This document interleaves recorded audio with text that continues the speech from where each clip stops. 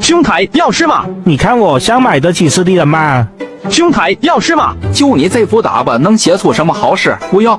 兄台要吃吗？哦，什么词？让明月姑娘侧目的词。明月姑娘乃云烟楼人气最高的头牌之一，见一面需要诗词，以及至少50两银子开道。这还要看明月姑娘愿不愿意，看没看上眼。这位兄台，你不会诓我吧？虾仁拿出了一首相思词，露出了上阙。公子哥也是读书人，一看之下，莫露惊喜。哦，兄台这次可曾出事？在下以人格担保，要是兄台愿意，咱们可以多多合作。怎么，你还有其他的？当然，兄台要是需要，可以当场定制，在下当场作诗，以免兄台以为在下有假。要是你能当场做一首情诗，又是佳作，我便买了。诗中要包含明月二字，如何？简单不过定制的诗嘛，这个收费要高一点。这是10两银子定金。你先说说你的诗，本公子再考虑值不值。不值的话，可要还回银两。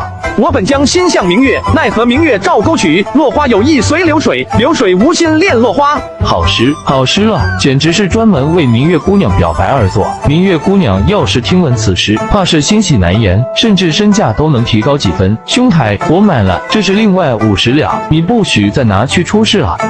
信誉保证，当然不会。子曰：人而无信，不知其可也。下次兄台如有需要，在此处留意在下即可。好，下次如遇姑娘的门，本公子也可敲的，哈哈。我这里还有一物，不知兄台是否感兴趣？敢问是何物？虾仁神秘一笑，便拿出了一张素描的大作启蒙图。良久，虾仁看到公子哥看入了神，便合上了纸。兄台，这是什么名堂？为何画中人物栩栩如生，与我之前所见截然不同？要是有如此之作，当增添不少闺房之乐。嘿嘿。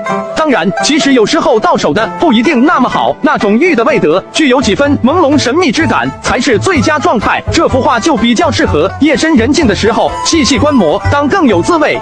看来兄台深谙此道，在下4季商行少东家方大宝。今日我与兄台一见如故，敢问兄台高姓大名？日后也好多多请教。好说，在下一介吟游诗人，别号小钻风，叫在下风兄即可。风兄名号果然不同凡响，看来确实是有才的。不知风兄这样的画卷还有多少？在下愿意出50两银子一幅，如何？不瞒风兄，在下一共做了3幅，但是此画既乃在下祖传，轻易不示外。最近因急事需要银钱周转，才不得不忍痛割爱。可知这一幅画就要细细打磨3个月以上，这3画加起来可是花了在下近1年的时间。方兄，你看，原来此画作如此费时。那这样3幅画200两银子，风兄看如何？既然我和方兄一见如故，那在下也不再矫情，如此便忍痛割爱，让与方兄。说着，便拿出了另外2幅递给方大宝。方大宝赶紧接过，一打开便双眼放光。哈哈，风兄，这2幅画姿势奇特，闻所未见，有机会在下一定要试试。这是银票，风兄收好。当然，要不是看和方兄有缘，在下才不会忍痛割爱。好了，在下还有事，有时间再和方兄把酒言欢。一定，风兄直接来4季商行随意一家店铺找我便是。既如此，在下不打扰方兄。啊，头好痛，这是什么情况？大雍巢，什么玩意儿？做梦了吗？我昨晚没有喝多啊，这是做梦吗？难道自己这是穿越了？第1轮春日诗词由号称词狂人的三弄居士白三弄胜出。邢大人，快给大家念念三弄前辈的佳作。春日诗都快被京城那群无病呻吟的新词派词人写完了，难得佳作。各位别急，我现在就念一遍三弄居士的佳作。一湾春水何言？艳阳方知苦咸。石鼓镜边倒影映愁颜。前路难，前路何难？只身凭栏思相爱。百转千回抢言未成欢。道生尘灰多恶，此在远方别个。歧路秀车辙。惊忙八方陈仄，多恶，多少夜中情落。词牌为如梦令，题为春起前路难。不愧是词狂人，此词表现了人生苦短，思绪清苍，前路漫漫，思想更切，可称得上是佳作。是啊，此词至少要三弄前辈那样的经历才能写出。听说三弄前辈仕途不顺，半生跌宕起伏。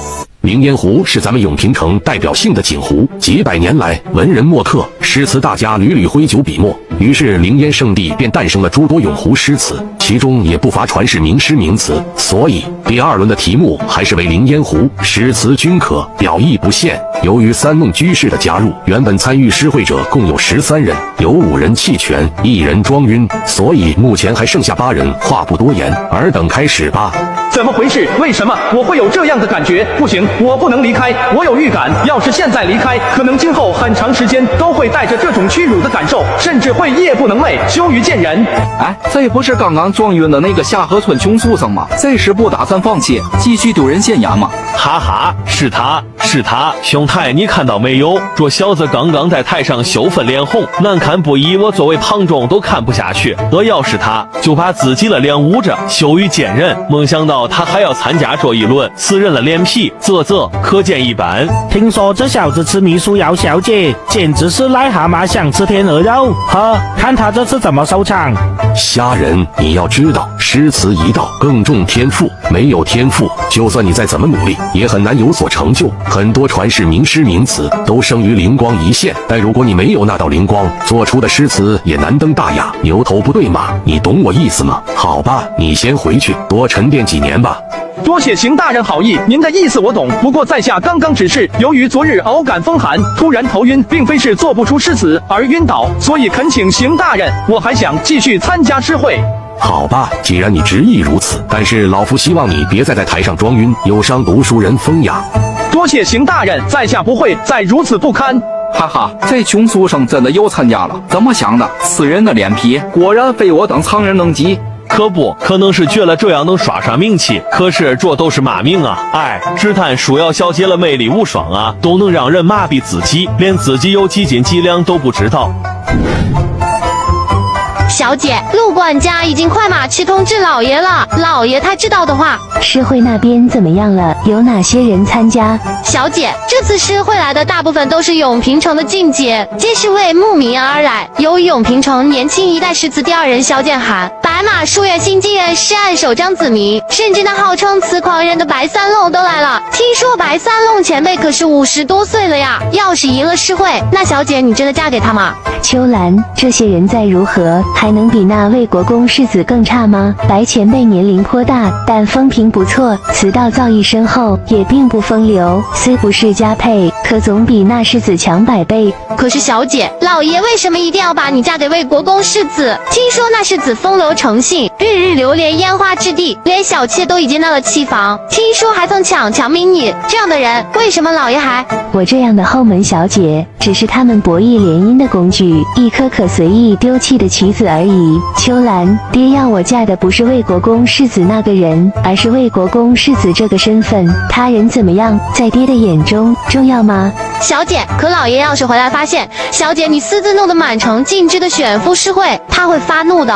那又如何？爹要是执意逼我陆书瑶何惧一死？我陆书瑶的丈夫不求顶天立地，但至少要颇具诗书才气，胸怀正气，不风流不失热血。让我嫁给魏国公世子那让人作呕的人，我死也做不到。咦，这小子真的开始作诗填词了。提笔就叫作诗填词，谁知道他写了什么？装模作样，还是期待三弄前辈的新词？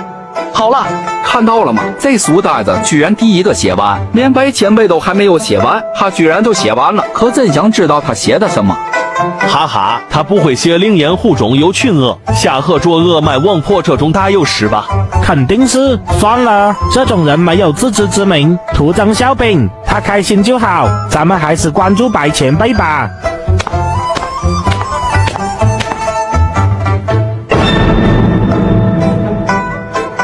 这诗，这真是你做的？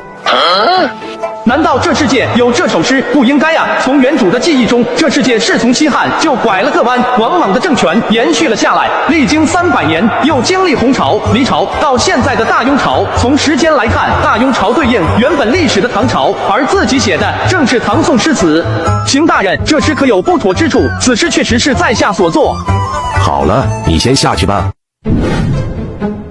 接下来这首词乃词狂人白三弄居士所著，无词牌，明日月灵烟，翠霭照壁泛兰舟。晚日戏水见鱼游，云悠悠，风晚流，万絮柳垂钩。银河露华下白霜，凉月寒影映湖床。夜茫茫，雨行江，百花春横塘。三弄居士宝刀未老啊！听闻三弄居士可久不成词，留情词。如今写湖景词境也有如此意境：白日暖，夜日寒，白日风云，夜晚雨霜。妙哉妙哉啊！望看这一轮首名，又非三弄前辈莫属。大家静一静，还有最后一个人，夏河村白参虾仁。这种人物，大家没必要过多关注，随便念完让他赶紧过。我等会要把三弄居士那首词临摹走，送给云烟楼含香姑娘，嘿嘿。湖光春日两相和，潭面无风镜未磨。遥望凌烟山水色，白银盘里一青螺。这是虾仁那小子写的吗？不可能，他要是有此才华，那第一轮怎么会休庄晕在地？还有虾仁做的诗词一共有3首，老夫接着给大家念念。邢大人，那没开玩笑吧？他一定是抄来。湖上微风入坎梁，帆帆灵性满回塘。野船驻岸微春草，水鸟带波飞夕阳。这位虾小兄弟两诗一词，让在下知道了什么是人外有人，天外有天。此等年纪便有如此诗才，在下甘拜下风。有机会再和小兄弟把酒言诗。此次诗会，在下退出。此文诗词胜者为夏河村虾仁。3首诗词，无论意境、文笔、咬字、韵脚，甚至他的字都有大家风范。此轮魁首非他莫属，诸君可有意？我有异议，此人先前籍籍无名，乃村中书呆，听说还是一介白参，何故能做出如此佳作？让我等功名在身的人情何以堪？叫我说定是他买诗抄诗或者偷诗。敢问阁下是？巨鹿书院萧剑寒，上届院士案首，秀才功名。说名字就可以了，说这么详细事，显得你很出众嘛。我还想反问你，堂堂院士案首，做的是强组词句，狗屁不通，成何体统？还有大庸朝律法规定，恶意诽谤、诬陷、抄诗窃诗，一旦被查证是要反做的。说你个小白脸，为什么要诬陷于我？老实交代。没想到这小子言辞这么犀利，此时已经骑虎难下。对了，装晕我头好痛，我晕了。好了，由于萧剑寒晕倒和三弄居士中途退出，加上前面2位弃权，本次诗会参与者还剩5人。接下来是第3轮，也是舒瑶小姐亲自命题。她曾言，如今大庸边陲北方胡蛮屡屡犯禁，好男儿不可失了热血，要有驱除胡蛮的气概和志向。所以第3首就以男儿气概与志向为题，诗词均可。时间3炷香，诸位开始吧。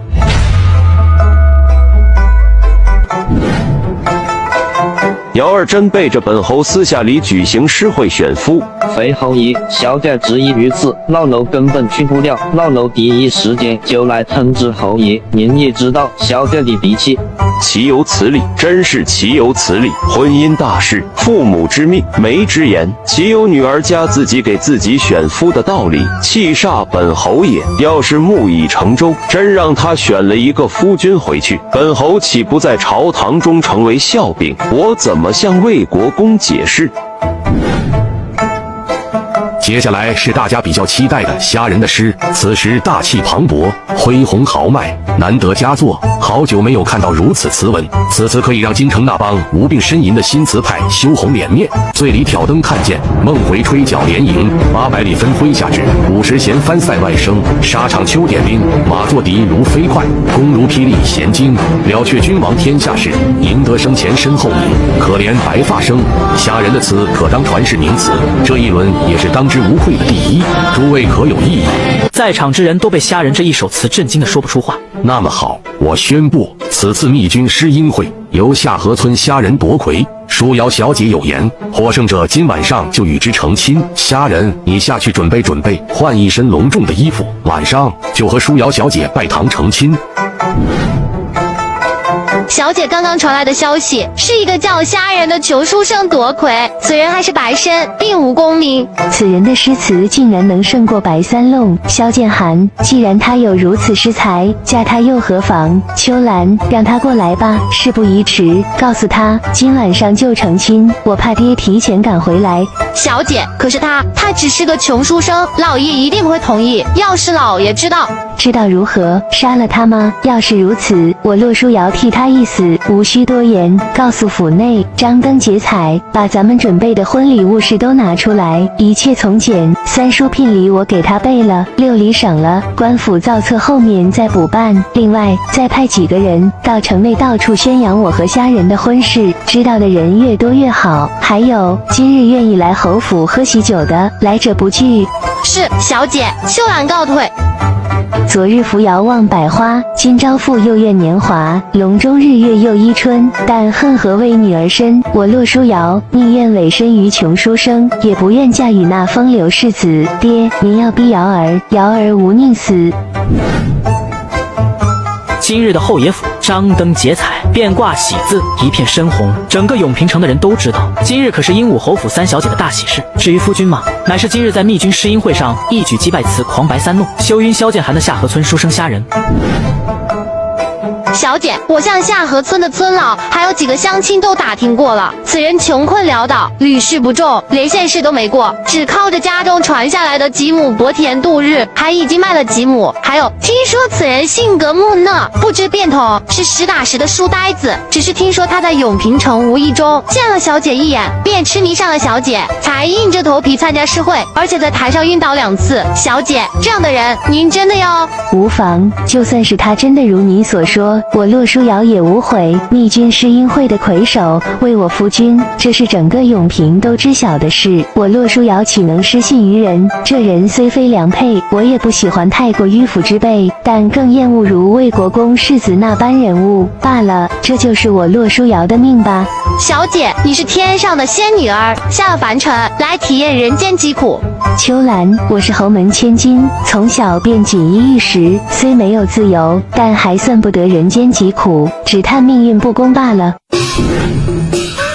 天上鸾凤遇仙皇，地上良人结缘堂。今有鹦鹉侯府出三小姐书瑶，结缘于下河村书生虾仁，愿2人天赐良缘，鸾凤呈祥。现在请2人正式拜花堂。很快婚礼的流程走完，欢送新人入洞房。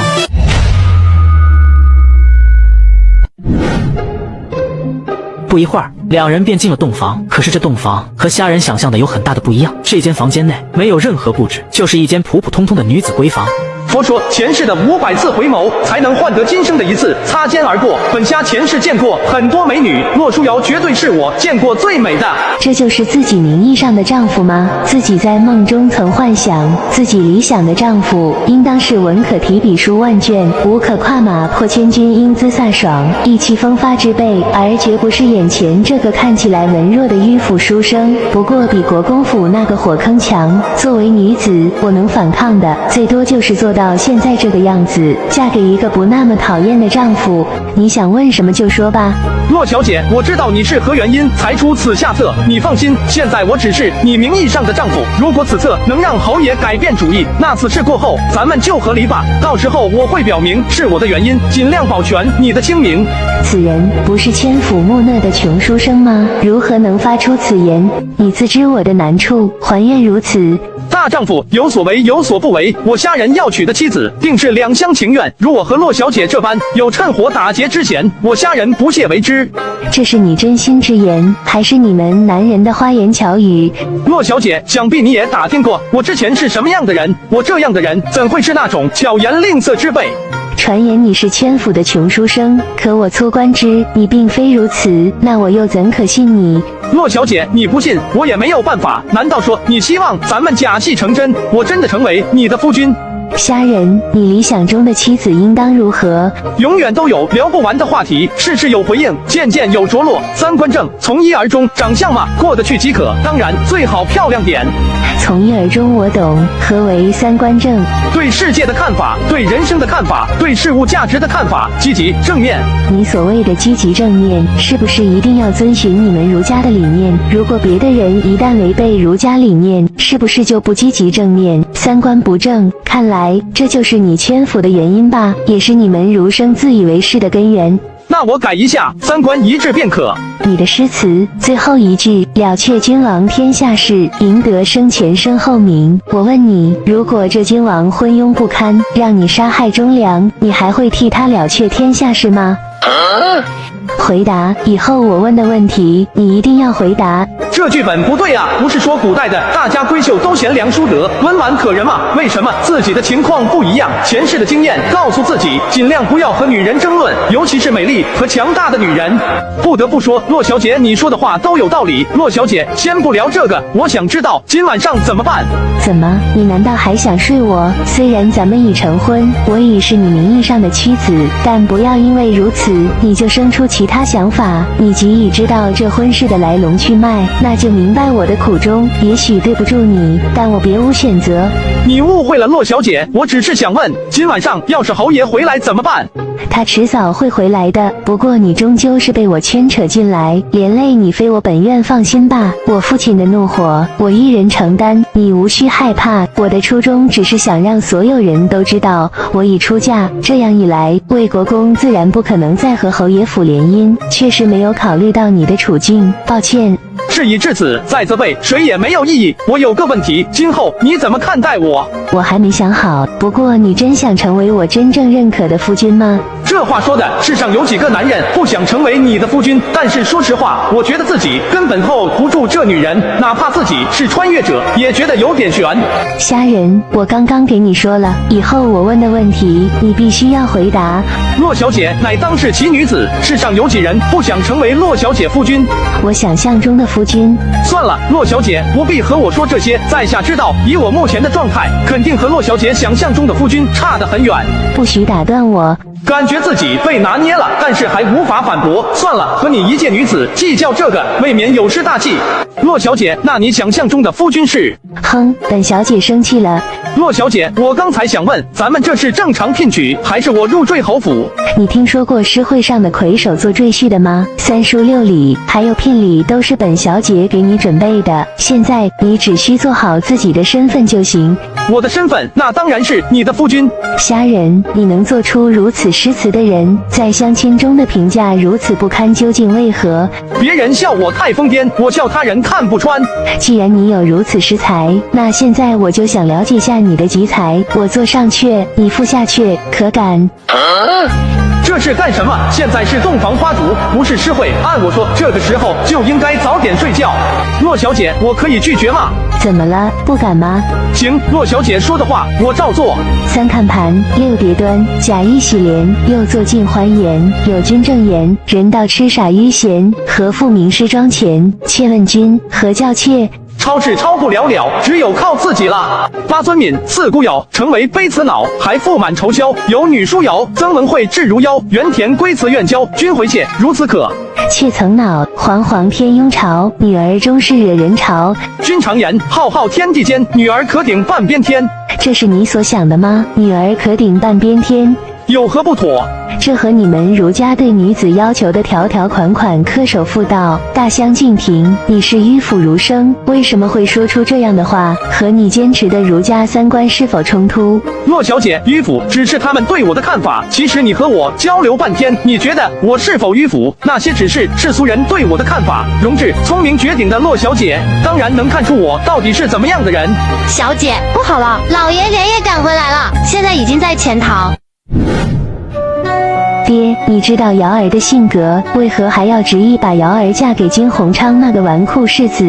婚姻大事，父母之命，媒之言。什么时候轮到你说话？给你请的大儒陈志平都教了你什么？老师的话难道一定是对的吗？现在你可以如愿了，私自选夫弄得满城皆知。就算现在你想嫁，老国公那里也不会同意。金鸿昌虽然风流，但谁不年少气盛？何况咱们勋贵，略微风流又算得了什么？你二哥不也如此？再怎么样，金鸿昌难道还比不上你选的这个文弱书生村下渔夫吗？瑶儿觉得比不上。虾仁虽穷困潦倒，但诗才过人，且颇有极致，并非传闻中那么迂腐。恕女儿直言，金鸿昌除了世子身份，还有什么可值得入眼？简直是笑话！放着世袭国公之位的世子你不要，而却挑一个堪堪诗才过人、毫无背景的书生，这些酸诗破词有什么用？可以杀胡灭蛮吗？你可知朝堂那些迂腐文人，正极力主张与北方那些胡人蛮子求和，当真是两耳不闻天下事，一心只读圣贤书。这些文人可知北方那些胡人蛮子有多凶残？所以爹爹你才要把女儿送给金昌宏，换取魏国公的支持。可笑，朝堂大事什么时候沦落到需要我一个女人左右局势的地步？魏老国公近些年来都深居简出，几乎不问朝政。爹爹，您可知道这是因为什么？自从陆阳之变，武将地位大幅下降，文官势大，加上当今圣上有意打压武将，而魏老国公又作为武将勋贵之首，所以选择暂时明哲保身。身。爹爹，您觉得就凭这区区联姻，就能让这老狐狸真心在朝堂支持您？女儿虽不在朝堂，可心中自有天下，并不弱于男儿。你以为我不知道？你以为你爹混迹朝堂多年，连如此觉悟都没有？可就算知道又如何？总要有人去做那些事情。现在和你说这个为时已晚，事已至此。现在给你一条路，从今天起，禁足1年，不许和外界有任何来往。别再说本侯一意孤行，不顾及你的感受。本侯再退一步，归伯侯之子，平安老侯爷之孙，曹永伯之子，你自己挑一个，1年后出嫁。爹爹，现在瑶儿已经是虾仁的娘子，一女何能是二夫？恕瑶儿无法再嫁他人。好得很，你还真铁了心要嫁给这个废物书生。老子真生了一个好女儿，老子真想问问你，你是不是瞎了眼？别说上京城，就说永平也有一些尚可的青年才俊，你居然真要嫁给这个姓虾的小子？本侯已经退了一步，你还如此不知进退。本侯今天就撩下一句话，你今天要是执意再跟着这小子，本侯就当没你这个女儿。爹爹，瑶儿意已决。好，今天你就给老子滚出侯府，我洛擎苍就当没你这个女儿。虾仁，带我走。好，我带你走。此去经年，纵使前路漫，女儿无怨。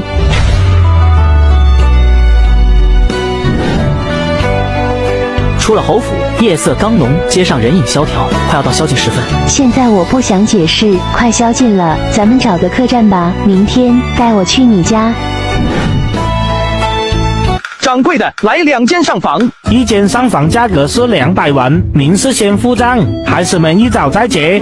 根据原主的记忆，1文钱可以买3个馒头，换算下来，1文钱差不多相当于现在的3块钱，200文就是现在的600块钱。原主卖地得了2两7钱，买洛书瑶的诗集花了1两5钱，现在身上还剩1两2钱。今晚上住一晚，过几天可能就要吃土了。现在不再是独身一人，关键还多了一位侯府大小姐。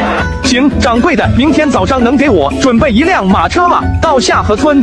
可以，马车的价位有10文到100文，不知客官要哪种？100文的吧。贵的马车我坐习惯了，想坐别的。掌柜的，您早准备1辆10文钱的马车吧。准备100文的吧，明日辰时准时过来。好嘞，明早您请好。小二，带2位客官去上房。爹爹，你可曾想，其他勋贵家的世子和金昌宏有什么太大区别？为何还是要把瑶儿当成货物般送来送去？瑶儿要的并非荣华富贵，而是您对大哥二哥一般的态度。比起被您禁足转送他人，瑶儿觉得还不如跟着虾仁，至少他不那么讨厌，好像也没有那么迂腐。洛书瑶，从现在起，你便不是侯府千金，而是民女洛书瑶，虾仁名义上的娘子。朝阳初升，白雾凝珠，一条乡间小道上缓缓驶来一辆马车，马车内的空间还算较大，虾仁和洛书瑶2人相对坐着，也不算太挤。2位客人已经到了。到了，咱们走吧。虾仁，这就是你生活的地方吗？让洛小姐见笑了。我已不再是侯府小姐，既然我是你名义上的妻子，你今后就别叫我洛小姐了，就叫我书瑶吧。好的，书瑶。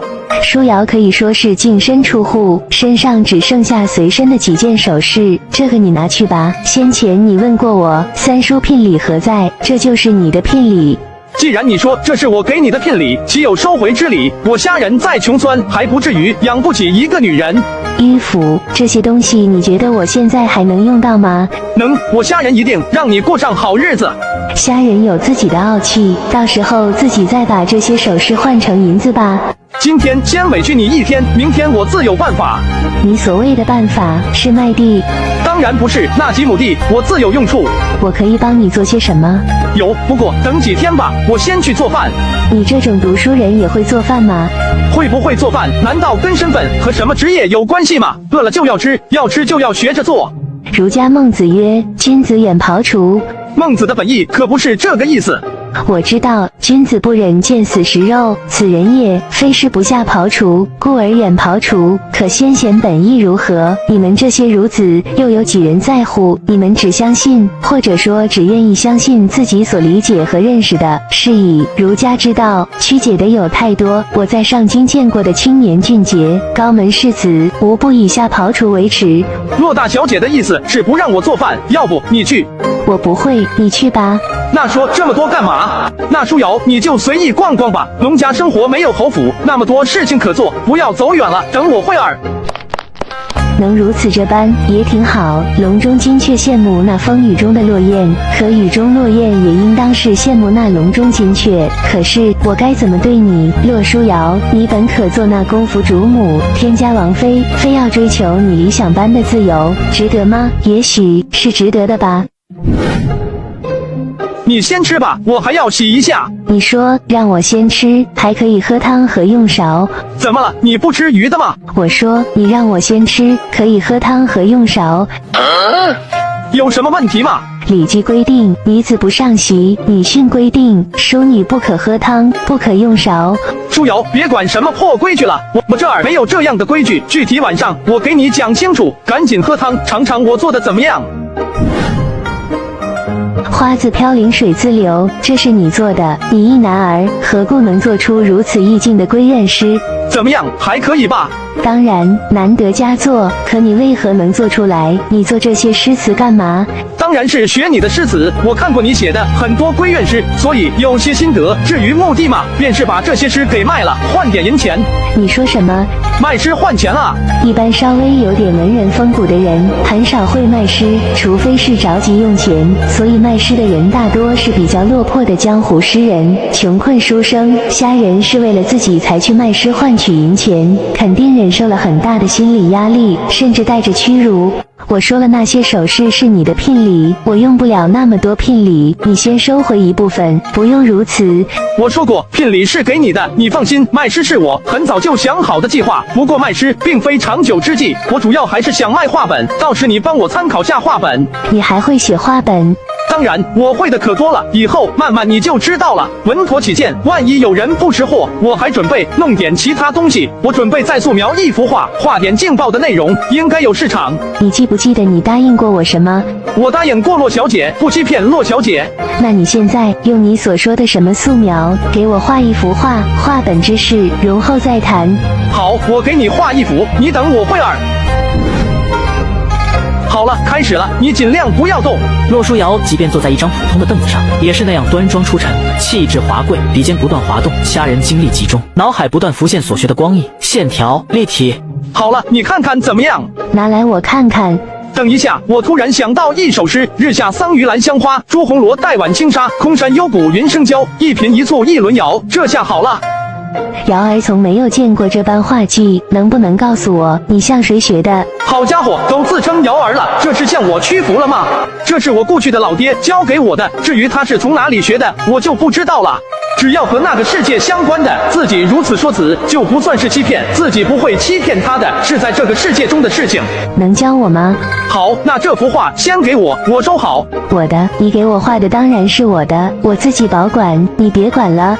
一大下午时间，虾人都在教骆书瑶一些素描基础知识，但他发现骆书瑶实在太聪明了，稍微提示他就能明白，而且还能举一反三。这一下午，骆书瑶学的东西相当于虾人学大半个月的。按照这种进度，要不了多少天，骆书瑶怕是就能超过虾人。书瑶，今天先到这里，我去做饭了。你可以教我做饭，我可以帮你。我先去了，我自己做还快一点。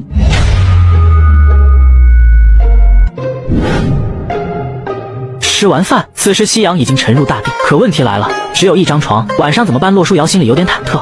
晚上你睡里屋的床吧，我睡堂屋。于婆子送来一张麻被，加上几件旧衣服，应该可以对付一晚。明天我再去永平再置办点东西，今天先委屈你一晚哈。虽然经过了一天的相处，书瑶对你有所改观，希望你不要逼瑶儿做瑶儿不愿做的事情。你不用如此，你是天上云雀，无意落在了我这破落的小窝。我虾仁虽然在别人眼里是个死读圣贤书的书呆，但我现在告诉你，我虾仁绝不迂腐，也绝非一般孺子。所以，洛小姐，你在我这里可以做你任何想做的事情，可以说你想说的任何话，没有礼法，没有约束。我不希望你有任何压力。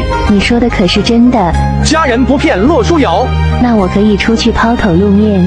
你喜欢就好。那我可以不盘发髻。这是你的自由。还有，我喜欢长发飘飘。那要是我不想遵从三从四德？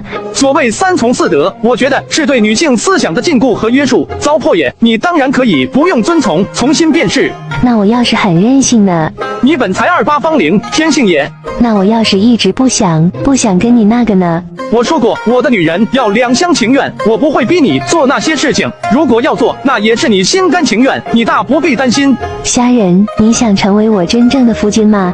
起初我是被你美貌所吸引，可却发现你远不是一般高门小姐。现在只想好好守护你，只要你在这里的一天。也许我是想的吧，但我觉得你不必，因此就要委身于我，大可不必。你更多是对侯爷的不满，以及对自由的向往。或者有一天你会厌倦这种生活，到时候你想回到侯府，那你便走吧。至于流言语，让他去吧。你小觑了舒瑶，舒瑶岂是喜新厌旧之辈？要是真要走，那舒瑶便不会跟你回来。若是瑶儿心中所期愿，要是你真能做到，瑶儿便愿成为你的娘。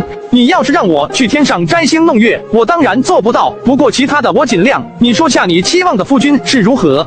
文可提笔书万卷，武可踏马破千军，诗词双绝，状元之才。状元之才并非一定要当状元，还有瑶儿的夫君，不可风流，不可纳妾，不许喜欢其他女人，对我从一而终，不许骗我，不许打断我的话，不许变我做不喜欢的事，不许敷衍我，不许欺负我，要懂得宠我，要懂得关心我，要懂得哄我。暂时先这些，以后想到其他我再告诉你。要是我做不到呢？不知道，也许不理你。后面的这些我倒是能答应你，诗词无双也罢了。可是文可提笔书万卷，武可踏马破千军，状元之才你难不成还想让我考个状元还是什么？状元倒不必，我在上京见过2届状元，聪慧过人，文章策论独树一帜，可在我眼里也是只遵圣人之言的迂腐儒生。就和你说的三观不一致，但是你必须要有一定的功名在身。永平摊派的徭役一般1年2次，一次1至2月。你没有功名，要想免除徭役，只能用银钱抵役，可那并非长久之计。再说，要是你真去服什么徭役，那我不就守活寡了？那行，我尽量考个功名。经义策论，你要是愿意，我可以帮助你。诗词这块我倒是不担心，倒是明算。原主考过3次县试，好像都败在诗词和明算上面。要是这2样都考不好，自己这个穿越者可以考虑回炉重造了。文武和科举，我只能尽量，这谁也说不准。但是后面的那些，我可以做到。当然，那只是最理想的设想，人无完人，天下又有几人能做到？你亦为此所争取，我便满足。你现在把后面的给我说复述一遍，我怕你忘记。等等，我如果做到了后面的，那你自己？舒瑶愿同之。好，如能和洛书瑶结为鸾凤，我虾仁答应洛书瑶永不风流，永不纳妾，不会喜欢其他女人，对洛书瑶从一而终，永远不骗洛书瑶，不会打断洛书瑶说的话，不许逼洛书瑶做她不喜欢的事，不许敷衍洛书瑶，不许欺负洛书瑶，要懂得宠她，关心她，会哄她。你要记得你答应过我这些，不许忘记。要是你能做到，我洛书瑶便愿为虾仁的妻子。上述所言，舒瑶也愿同之。舒瑶自信一定会成为一个好妻子。我还有一个问题，要是不知道，可能今晚上都睡不着。你为什么会跟我回家？第一，被逼嫁给金昌宏和嫁给那几个后府伯府世子有什么区别？那些世子年纪轻轻就有了众多妾室，对我如何不知道？但我不想和他们共侍一夫。第二，不想再被爹爹禁足。从小我有什么逾越理智的言行，都会被老师惩罚。再被爹爹禁足，我受够了。第三，当时满城皆知你我婚事，要是第2天就后悔，舒瑶可还有信誉，你又如何自处？放心吧，我尽量让你不会感到后悔。好了，时辰不早了，你早点休息吧，我还要再忙一会儿。你还要忙什么？再素描几幅画，明天去永平城看能不能卖个好价钱。那你画完早点休息。好，你早点休息，夜里微冷，别着凉了。兄台要吃吗？你看我像买得起似的人吗？兄台要吃吗？就你这副打扮，能写出什么好诗？不要。兄台要吃吗？哦，什么词？让明月姑娘侧目的词。明月姑娘乃云烟楼人气最高的头牌之一，见一面需要诗词以及至少50两银子开道，这还要看明月姑娘愿不愿意，看没看上眼。这位兄台，你不会诓我吧？虾仁拿出了一首相思词，露出了上阙。公子哥也是读书人，一看之下目露惊喜。哦，兄台这次可曾出事？在下以人格担保，要是兄台愿意，咱们可以多多合作。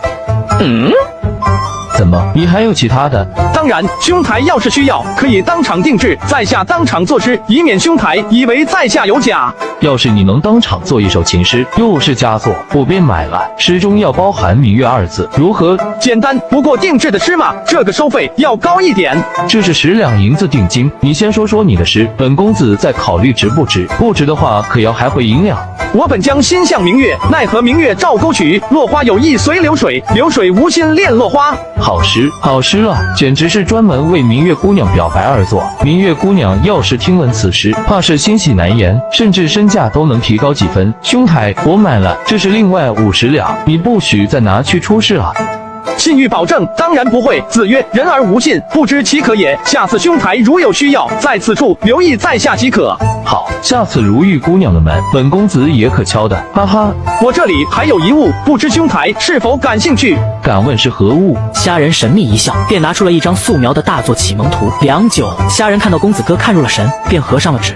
兄台，这是什么名堂？为何画中人物栩栩如生，与我之前所见截然不同？要是有如此之作，当增添不少闺房之乐。嘿嘿。当然，其实有时候到手的不一定那么好，那种玉的味德，具有几分朦胧神秘之感，才是最佳状态。这幅画就比较适合夜深人静的时候细细观摩，当更有滋味。看来兄台深谙此道，在下4季商行少东家方大宝。今日我与兄台一见如故，敢问兄台高姓大名？日后也好多多请教。好说，在下一介吟游诗人，别号小钻风，叫在下风兄即可。风兄名号果然不同凡响，看来确实是有才的。不知风兄这样的画卷还有多少？在下愿意出50两银子一幅，如何？不瞒风兄，在下一共做了3幅，但是此画既乃在下祖传，轻易不是外。最近因急事需要银钱周转，才不得不忍痛割爱。可知这一幅画就要细细打磨3个月以上，这3画加起来可是花了在下近1年的时间。方兄你看，原来此画作如此费时。那这样3幅画200两银子，风兄看如何？既然我和方兄一见如故，那在下也不再矫情，如此便忍痛割爱，让与方兄。说着，便拿出了另外2幅递给方大宝。方大宝赶紧接过，一打开便双眼放光。哈哈，风兄，这2幅画姿势奇特，闻所未见，有机会在下一定要试试。这是银票，风兄收好。当然，要不是看和方兄有缘，在下才不会忍痛割爱。好了，在下还有事，有时间再和方兄把酒言欢。一定，风兄直接来4季商行随意一家店铺找我便是。既如此，在下不打扰方兄。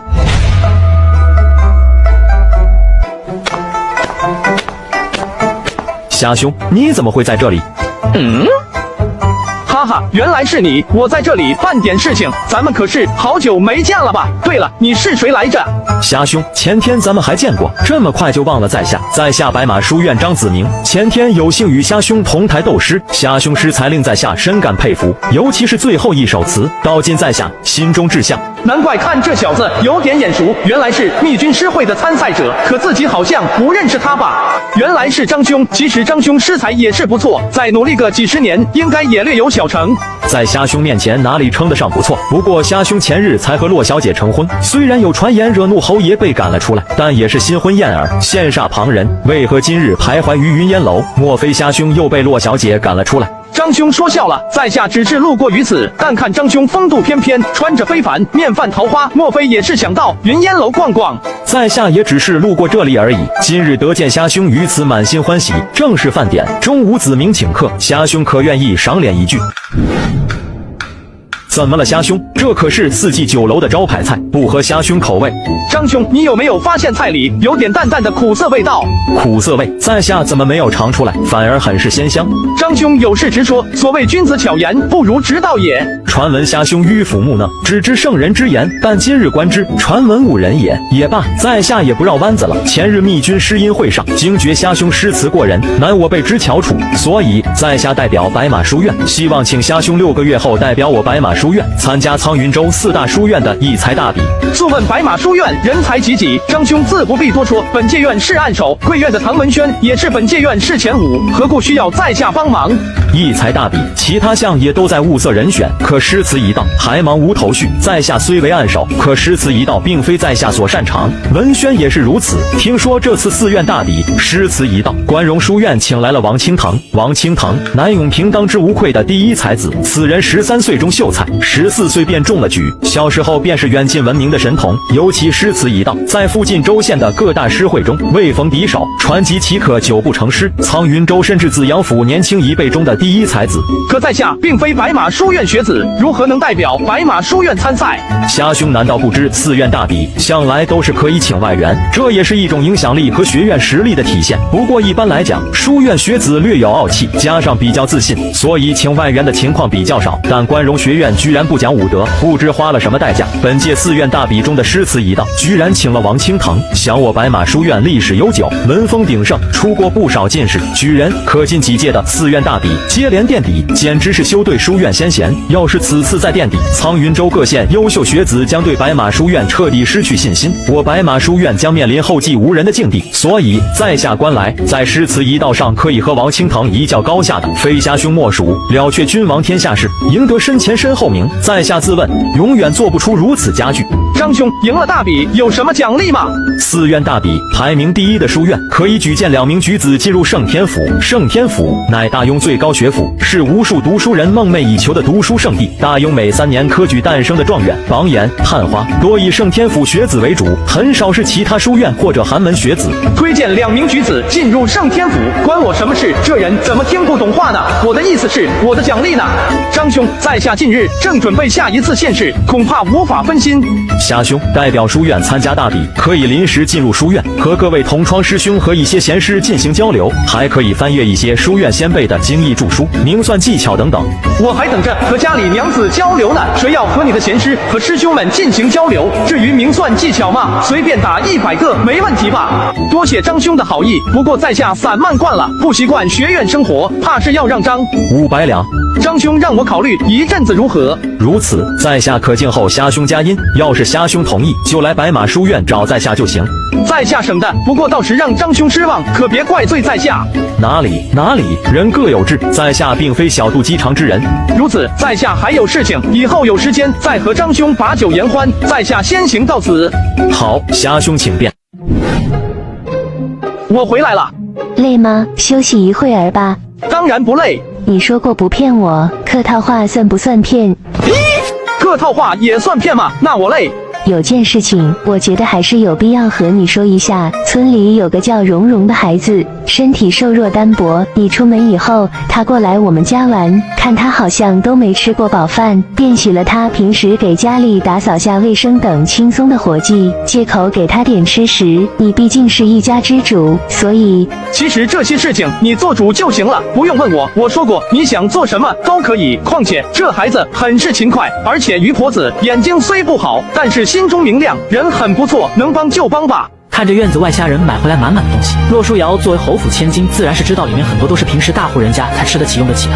我说了几次，舒瑶已经不是侯府小姐，你把我当成普通女子级，我可以干活儿，要是不会，你可以教我。这些东西就算需要，买些便宜点的能用就行。舒瑶没有那么挑剔，可你自己都过得那么拮据，为什么对舒瑶那么好？我答应过你。答应我什么？你答应我的条件里哪有让你买这么多东西的？答应宠你。这些东西都是女子必需品，我虾仁没有其他优点，就是对娘子好。你看看还有什么需要的没？过2天我还要去永平拿点东西，顺便再买点。好了，你先看着，我去做饭了。今晚上做点好吃的给你。虾仁终于有点钱了，一口气给骆书瑶买了10几套衣服。和各种首饰，洛书瑶简直变了一个人，更美了。当然，衣服的款式肯定是虾人精心挑选的，只能在家穿。吃饭了，书瑶，来尝尝我烤的羊肉，还有猪油清汤面。一起吃吧，你把你的那碗拿过来。你先吃，不用等我，我还要把火演一下。一起吃，我等你。怎么了这是？你再答应我一个条件。好吧，我答应你，你说。以后吃饭要一起吃。我当然知道要一起吃，可是家里就一张凳子，明天一定得做几张凳子椅子。好，只有一张小凳子，虾人弄了一个小草垛，临时充当凳子。好了，可以吃了，快试试。侯府内的下人都没有你这么细，你这样做会把我惯坏的。惯坏有什么不好？你做的东西比侯府厨子做的还好吃。读书人把君子远庖厨奉为经典，而你却反其道而行。你这样的人世上少见。世上少见，那是不是应该好好珍惜？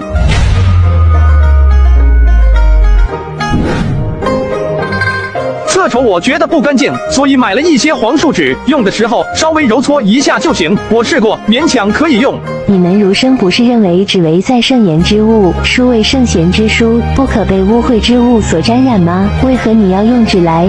生活便是吃喝拉撒、柴米油盐，其他读书人怎么想圣人怎么说不关我的事，只要自己过得舒服就好。好了，就这样吧，以后就用黄树脂了。书瑶，你今后可以睡得舒服一点了。你盖过的那床被子、床垫，我都收在柜子里，我不用，免得你说呵，我有肌肤之亲。我还买了一张。我从未见过这般心细之人，就连秋兰、春香几个伺候人的丫头都没这么细。你可是书生啊！我今天遇到张子明，你还记得张子明这人吗？记得，我看过诗会的参与名单，这人是本届院士按手，诗词一般，策论尚可。你知道寺院大比吗？张子明有意邀请我参加。寺院大比乃苍云州四大学院举子和秀才之间的盛事，胜出的学院可举荐两人进入圣天府。对于这些学子来讲，吸引力不可谓不大，但书院很少请外援。白马书院为何会请你这样一个白身？你擅长的是诗词一道，难道其他学院诗词一道出了什么厉害的人物，或者也请了厉害的诗词大家？关荣书院请了王清腾，所以你想去吗？我还没想好，不过我有一些顾虑。你就算输给王清腾，也没人会耻笑于你，毕竟他现在隐隐有着紫阳府第一才子的家誉，而你要是赢了，便可享誉苍云甚至紫阳府。你的顾虑可是所谓的木秀于林，风必摧之。可你有没有想过，诗词一道木若固坚，风雪亦无可奈何也？那个我倒不担心，我的顾虑是这次的寺院大比举行的可在清河县中的关荣书院，永平到清河路上都需要10多天，我担心。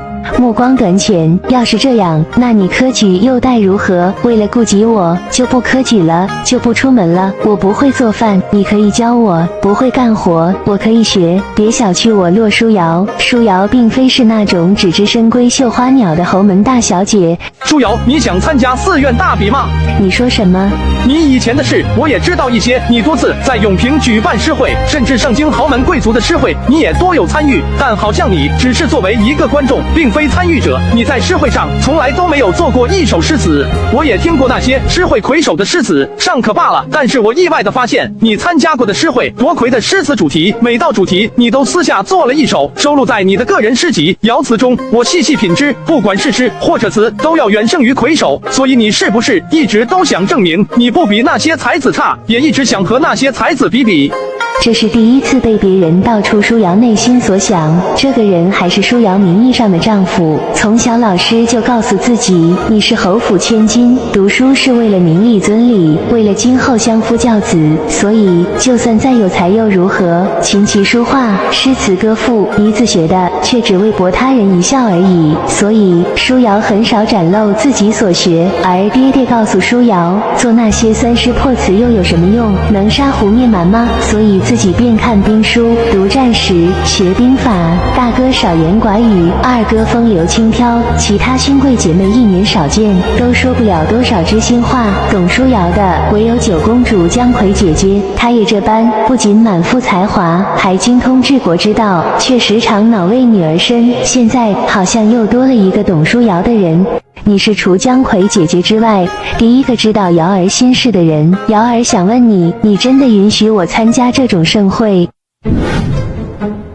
我说过，你在我这里可以做任何事情，只要你愿意，你可以参加任何盛会，不必担心抛头露面被人诟病。我查阅过《礼记》云出嫁从夫，大庸女戒规定，女子归家，顺夫言而不悖，乃上德也。你现在名义上乃我的娘子，如果有人以出嫁后不可抛头露面来说道，你便推诿，于是听从我的话，如此你便无后顾之忧。那天晚上，自己丢下一切，跟着这个男人回到这破落的茅草屋，是最好的选择。你有这份心便可，但白马书院并不会让一个女子替他们参赛。况且，我要是真参加，少不得抛头露面。舒瑶自问，还有几分美貌，你就不怕其他人觊觎舒瑶？怕，当然怕。可是要是因为怕别人觊觎自己的女人，就把自己的女人拴在家里，我认为这本身就是一种不自信和自私的行为。虽然其实我也有几分想这样做，可是对你，我不愿意。当然，我也没有自傲，到现在有能挡住所有觊觎你人的能力，所以我也要让自己强大起来。总有一天，我会让所有人都不敢觊觎你。4砚大笔，一共8项内容：1经义，2策论，3诗词，4明算。这4样乃大庸科举考定内容，称为4才；5为群艺，6书法，7奇道，8画技，称为4艺。你想让我参加哪项？参加哪项？听这话的意思，这些难道你都会？你想参加哪项？都可以。真的假的？有问题吗？我此前只知道号称凌烟才美人儿的骆大小姐诗词过人，美艳无双，可其他的才艺，我亦久居深闺的小姐，其他才艺你如何能知？不过是诗词容易传出去罢了。还有，今后不要当着女子的面说她是美人儿。为什么？美人儿乃书面记录或者他人私下议论的称谓，如果你当着女子面说，便有调戏之意，是谓无礼。好像还真是。试想，有人当着你老婆的面说你的老婆是美人儿，是不是想捅她2刀？但是我不是你夫君嘛，这也算调戏？4才4艺你都会，那水平如何？不清楚，不过我老师早前经常被我问到。我操！我早就把骆书瑶当成宝藏女孩，可这宝藏的含金量高的有点出乎意料啊！我到时去找一下张子明，看其他项能不能让你参与。不会的，大庸历史上还没有女子参加学院大比的先例。这些读书人好面子，在他们眼里，女子的那些才华不过是博人一乐的手段。你有这份心，瑶儿我已经知足了。我尽量试试，如果这次不可以，那总有一天，当我有足够实力的时候，我会自己举办一场，邀请天下所有成名的才子和你比试一番，为你助兴。无论输赢，终归要让他们这些才子再也不要小瞧我的舒瑶。虾人不会欺骗骆书瑶。当然。那你现在就要让自己强大起来，这天下终究是文人的天下，科举之路不可再拖，还有2月便是现世。每日辰时出，我便给你讲读4书5经的经义著书，明算技巧，不许顽棋，不许偷懒，不许浮躁。我说的强大科举只是一方面，我还要完善我的挣钱大计啊，权钱人生活一样都不能少。舒瑶，你听我说，每日我只学习1个时辰，不超过2个时辰，我还有其他事情，毕竟咱们总要吃饭。理由是什么？舒瑶，只需要你教我经义便可。诗词你知道我的能力，至于明算更加不用了。经义就是对经书中的句子阐述其中的义理，当然要阐述独特，有自己的或者更深的见解，才能拿到高分。原主经书背得滚瓜烂熟，自己再结合前世宋明时期大儒的著书和见识，再配合骆书瑶结合大庸朝的经义见解，还愁考不好。所以根本没必要花费那么多时间，自己还有一些赚钱计划，从穿越过来就开始酝酿了。你说明算更加不用。早晚有这么一天，还是要让你知道的。但是自己也不能直接说自己掌握的数学知识超过了这个世界上千年吧。这个世界目前难度最高的算术问题才2元2次方程。舒瑶，这样说吧，我老爹研究明算1道多年，研究出很多种明算技巧，我从小开始跟他学。可以这样说，我现在的明算技巧，天下间能超过我的不多。本想说天下无敌的，可这样觉得太过高调，万一翻车可就难看了，还是稳重点好。我出一道题，证明你说的话。今有物不知其数，33数之胜2，55数之胜3，77数之胜2，问物几何？23。鸡兔同笼不知数，36头笼中鹿，数青角共50双，各有多少鸡和兔？鸡22，兔14。你是怎么做到的？这个有很多种方法。教我。这样，你早上教我精艺，晚上我教你这些明算技巧，你觉得怎么样？为什么要晚上？那就白天吧。还是晚上吧。那行，精艺就从后天才开始学吧。你早点睡觉，我还要再忙会儿。晚上风有点大，你别着凉了。啊，你说什么？声音太小了，我没听到。舒瑶，我教你做一件东西。哎，这是你写的？怎么样？写得好不好？曲折离奇，悬疑诡谲，又不失儿女情长，感人肺腑，观之酣畅淋漓，佳作。当然有，你要是想看，我多给你写几个故事。好，但是不可耽误科举。看到小倩的故事，原来画本还可如此精彩。我好像突然也想到一个画本故事，我写出来，你帮我看看可以吗？这剧本不对啊！正常情况下不应该是对自己产生崇拜之情，然后每天期待自己更新，时不时和自己讨论剧情嘛。算了，谁叫你是那颗最特别的星？当然，不过舒瑶，你也应该知道我写画本的目的，你介不介意我把你写的也拿去换钱，顺便看看市场反应如何？可以，你做主就好子。对了，你刚刚说教我做东西，教我做什么？我手不碰，我教你做，你先照我说的做就是了，做完我才告诉你是什么。好，你说，我来做。把这2张绸布缝合在一起，我给你穿针。对，就是这样，穿过去就缝了1针。这是白传纸，我专门买的，比较柔软，塞进去吧。对，棉絮也塞进去，还有草木灰，这里还有点香料。好了，做好了一个，再做一个吧。材料不要浪费，我可是准备了7天的量。这是什么？改良版的月式布。在永平逛了很多女子用品店，准备买几条好的，但意外的是，居然没有一家店卖月式布，甚至几位掌柜听到要这东西，都带着异样的眼光。没法，只有结合前世的记忆，买了一些原材料，教舒瑶做。以后我若是不在身边，她也可以自己动手。大庸女训，女子月食，风邪秽物，脏恶也，必是禁足，君子远之。你怎会如此坦然？你就不嫌弃吗？你知道吗？女子在入月时是最脆弱的时候，是最值得疼惜的时候。污秽的不是人，而是排出之物。对我来说，你人是最干净的，我怎会嫌弃？你真这样想？当然。那我自己弄，你先出去。要是忘记步骤，记得叫我。君言兮连遥，闲愁兮不消，倦雨兮休娇，月影兮去瞧。你就不能提前告知我一声吗？害我当你的面做着这东西，你真当瑶儿不会女儿娇羞吗？洛书瑶做了很久的月式布，这是她第1次做这种东西，甚至是第1次做针线活。虽然不熟练，但是聪慧的她很快就学会。当然，让她喜悦的不是自己做成这东西，而是虾人对月式的态度。和古代的美貌女子在夜晚同桌学习交流是一种什么样的体验？至少虾人做梦都没有想过，但此刻他却感受到了，感觉良好，就是有点燥热。如果把这些文字简化成符号，就会更加方便咱们的计算。这种数字是我老爹生前因受到一位农人老伯的启发而钻研而成，很多算法也是由此延伸。为了纪念这位农人老伯，故把这种数字命名为阿伯数字。来，我来教你。热吗？要不要？是有点热，没事没事。来，咱们继续。相公，舒瑶，刚刚是你叫我吗？我在梦里梦到有人叫我相公，一下子惊醒了。起来了，洗漱下，今日之事不可儿戏，早上必须早点起来。是，舒瑶，不，骆先生。满嘴戏言，快点。虾人正写着《聊斋》中自己很喜欢的一个故事，不知怎地白天写起来始终很慢，难道是因为自己时不时抬头偷看舒瑶？古言云：君子学问，精于勤道；君子求学，不露谢意。你偷看便是偷懒。写画本虽为求利，但也要认真对待。干什么？看看不行吗？我忍不住想看不行吗？要是我不想看，说明我不是正常男人。我是不是有点过分了？你看就看，能不能稍加掩饰？看你那眼神，仿佛把瑶儿当成一道美味佳肴看般。算了，傻书生，你想看就看吧。第2天一早，虾人便到了永平城，文禄斋则是永平城最大的书肆之一。掌柜的，请问你这里收文是怎么个收法？这位小兄台，文禄斋收的文，价格要看文的优劣好坏，好的文，本寺也可不吝银钱。个敢问掌柜如何判定优劣？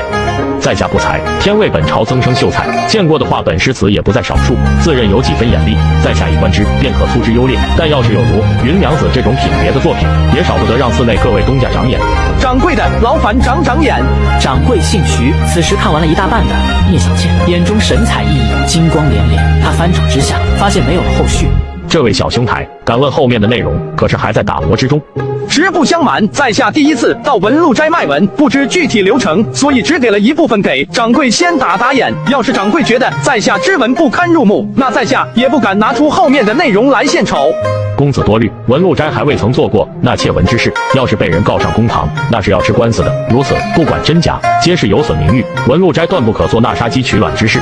在下当然信得过文禄斋，不过话说回来，掌柜的觉得此文如何？精彩！在下第一次见到如此精彩之文，鬼怪居然可以结合情爱，当真是让人深陷其中。相信里面的内容也能使深闺小姐赶考书生入迷3分。鬼怪结合情爱，还写得如此曲折离奇，厉害！既如此，那可否和掌柜的细谈刻印出版之事？理当如此。不过兄台，你先说个心理价格，省得待会我出低了，惹你心里不快。文禄斋预付50两银子，然后由文禄斋负责刻印、宣发、出售等等。如果反应良好，利润高，卖得更多，刻印超过1000本，我拿总收益的70%；如果反响平平，我只拿20%。换句话说，书越火，我赚的越多；如果反响平平，书次亏的也有限。我还是第一次听说这个办法，不过也行，就按照你说的办。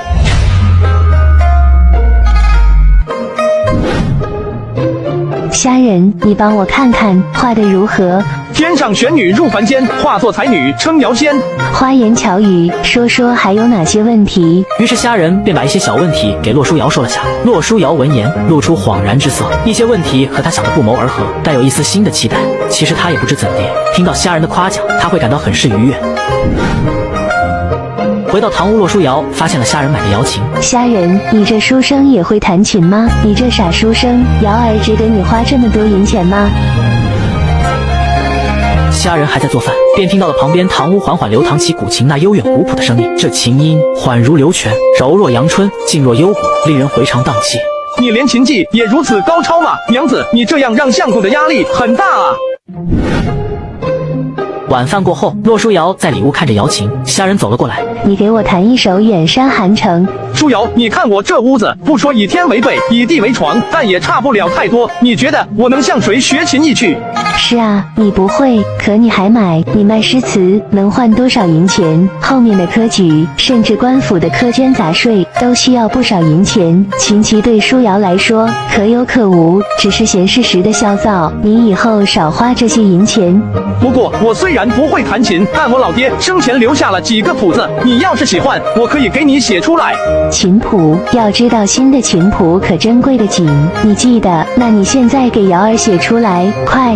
变脸这么快的吗？好吧，好久没听广陵散了。广陵散起于秦汉，但在魏晋时期才成型。根据原主的记忆，大庸还没有词曲。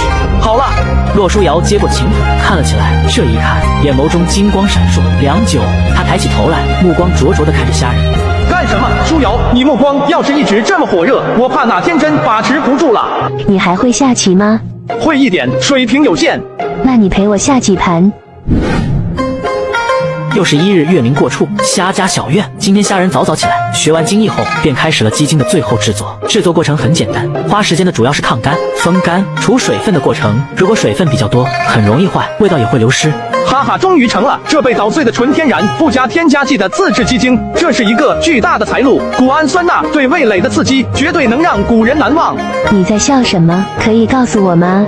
洛书瑶很少看到虾仁如此开心，同时他心里也觉得好笑。深夜的他和现在的他对比起来，很是让人莞尔。昨晚上两人对弈完，又是挑灯夜战。洛书瑶在跟虾仁学习现代明算技巧的时候，虾仁还抽出教学的空隙，继续写《聊斋》。要是市场火爆，他准备把他记得的故事都写出来。昨晚上则写的则是广而知之的画皮，但他写着写着总浑身难受，躁动不安，时不时喝口冷水。前天晚上洛书瑶还有点不安，害怕虾仁失去理智，但昨晚上他不知怎的，不再不安，而是感到一丝好笑，甚至还有一丝捉弄之感。书瑶，这东西可以让菜的鲜味增加数倍，等会你试试。还有，咱们终于可以吃炒菜了，哈哈。那我等着尝尝。我在上京参加过皇宫里的宴会，御厨做的好像都没有如此好吃。你究竟是怎么做到的？舒瑶很疑惑，你有如此本事，为何此前会居于破落草屋，穷困潦倒，屡试不中？你吃就吃吧，问这些做什么？我难道说原来那个菜鸡已经挂了，自己是穿越来侵犯虾人？其实我一直都有如此本事，但此前我一个人，一人吃饱，全家不饿，怎么过都试过，所以便寄情山水，闲赋在家，也不失快哉。但是现在不一样，现在还有，原来都是为了瑶儿才改变，傻书生，我知道了，吃饭吧。院中摆放着用木板隔着的一块快风干的香皂，以及陶瓷盆中紫红色带着药香味的粘稠洗发露，这是虾人最近几天发明出来的。香皂，你买的姨子不是最好的品类吗？洗发露，这个名字好怪。虾人，这些真的可以吗？舒瑶，我自信这些东西比姨子和八姨好得多，甚至比皇宫用品都要好。舒瑶，先洗头吧，试试我的洗发露，效果绝对让你大吃一惊，抹一指大小的量在头发上就行了。你休息下，我去烧水。你不是也要洗吗？你先洗。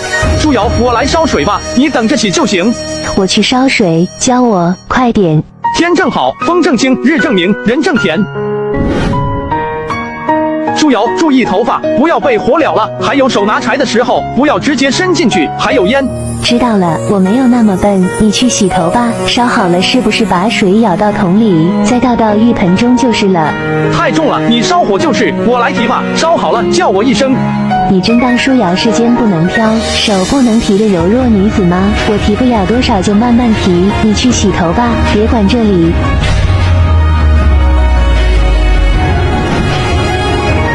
洛书瑶洗完澡，盯着洛书瑶，不知不觉间浑身又开始燥热。要知道，刚刚出狱的女人身上那股无形的魅力是平时少有的。你这书生又是这种眼神，看了这么多天还没看够吗？瑶，香皂效果如何？真的比皇宫的贡衣好很多，而且洗完后浑身都有股香味，好像皮肤洁净了许多。你是怎么做到的？啊，浑身有股香味，我怎么没有闻到？你这书生真把舒瑶当成那么好哄骗的天真小女子。哼，没闻到就没闻到，自己闻自己的去。真的没闻到，真的没有。不过话说回来，舒瑶，我怎么觉得你好像更漂亮了？满嘴戏言，虾人，能不能把香皂和洗发露送一些给姜葵姐姐和雪莹姐姐，她们应该会喜欢。舒瑶，你说的这两人的身份是？九公主姜葵，中永侯府二小姐万雪莹，都是舒瑶的好友。我大概能猜到你在担心什么，要是不方便就算了，他们也不缺这种东西，只是没有你做的东西好罢了。无妨，我胆子没有小到连送东西都不敢。这样，舒瑶，你向二人言明这香皂和洗发露是向江湖游方术士所买，一共没买多少，你看如何？葵姐姐的聪慧天下皆知，游方术士，雪莹姐姐可能会信，但姜葵姐姐不然。我刻意说明，她定能猜到我有所隐瞒。你放心吧，没人敢查到这两人头上，这二人知道分寸。那就没问题，明天就是约定的画本分红时间，我去趟永平找家镖局，把这两样东西寄过去，顺便把咱们两人新写的画本让文路斋掌柜再学长眼。要是小倩和小翠卖的可以，那新画本签约应该没问题。我修书两封，你帮我一起寄去。好久没见到两位姐姐，舒瑶也有点想她们。你说我写的画本真的有人看吗？你太谦虚了吧，骆大小姐。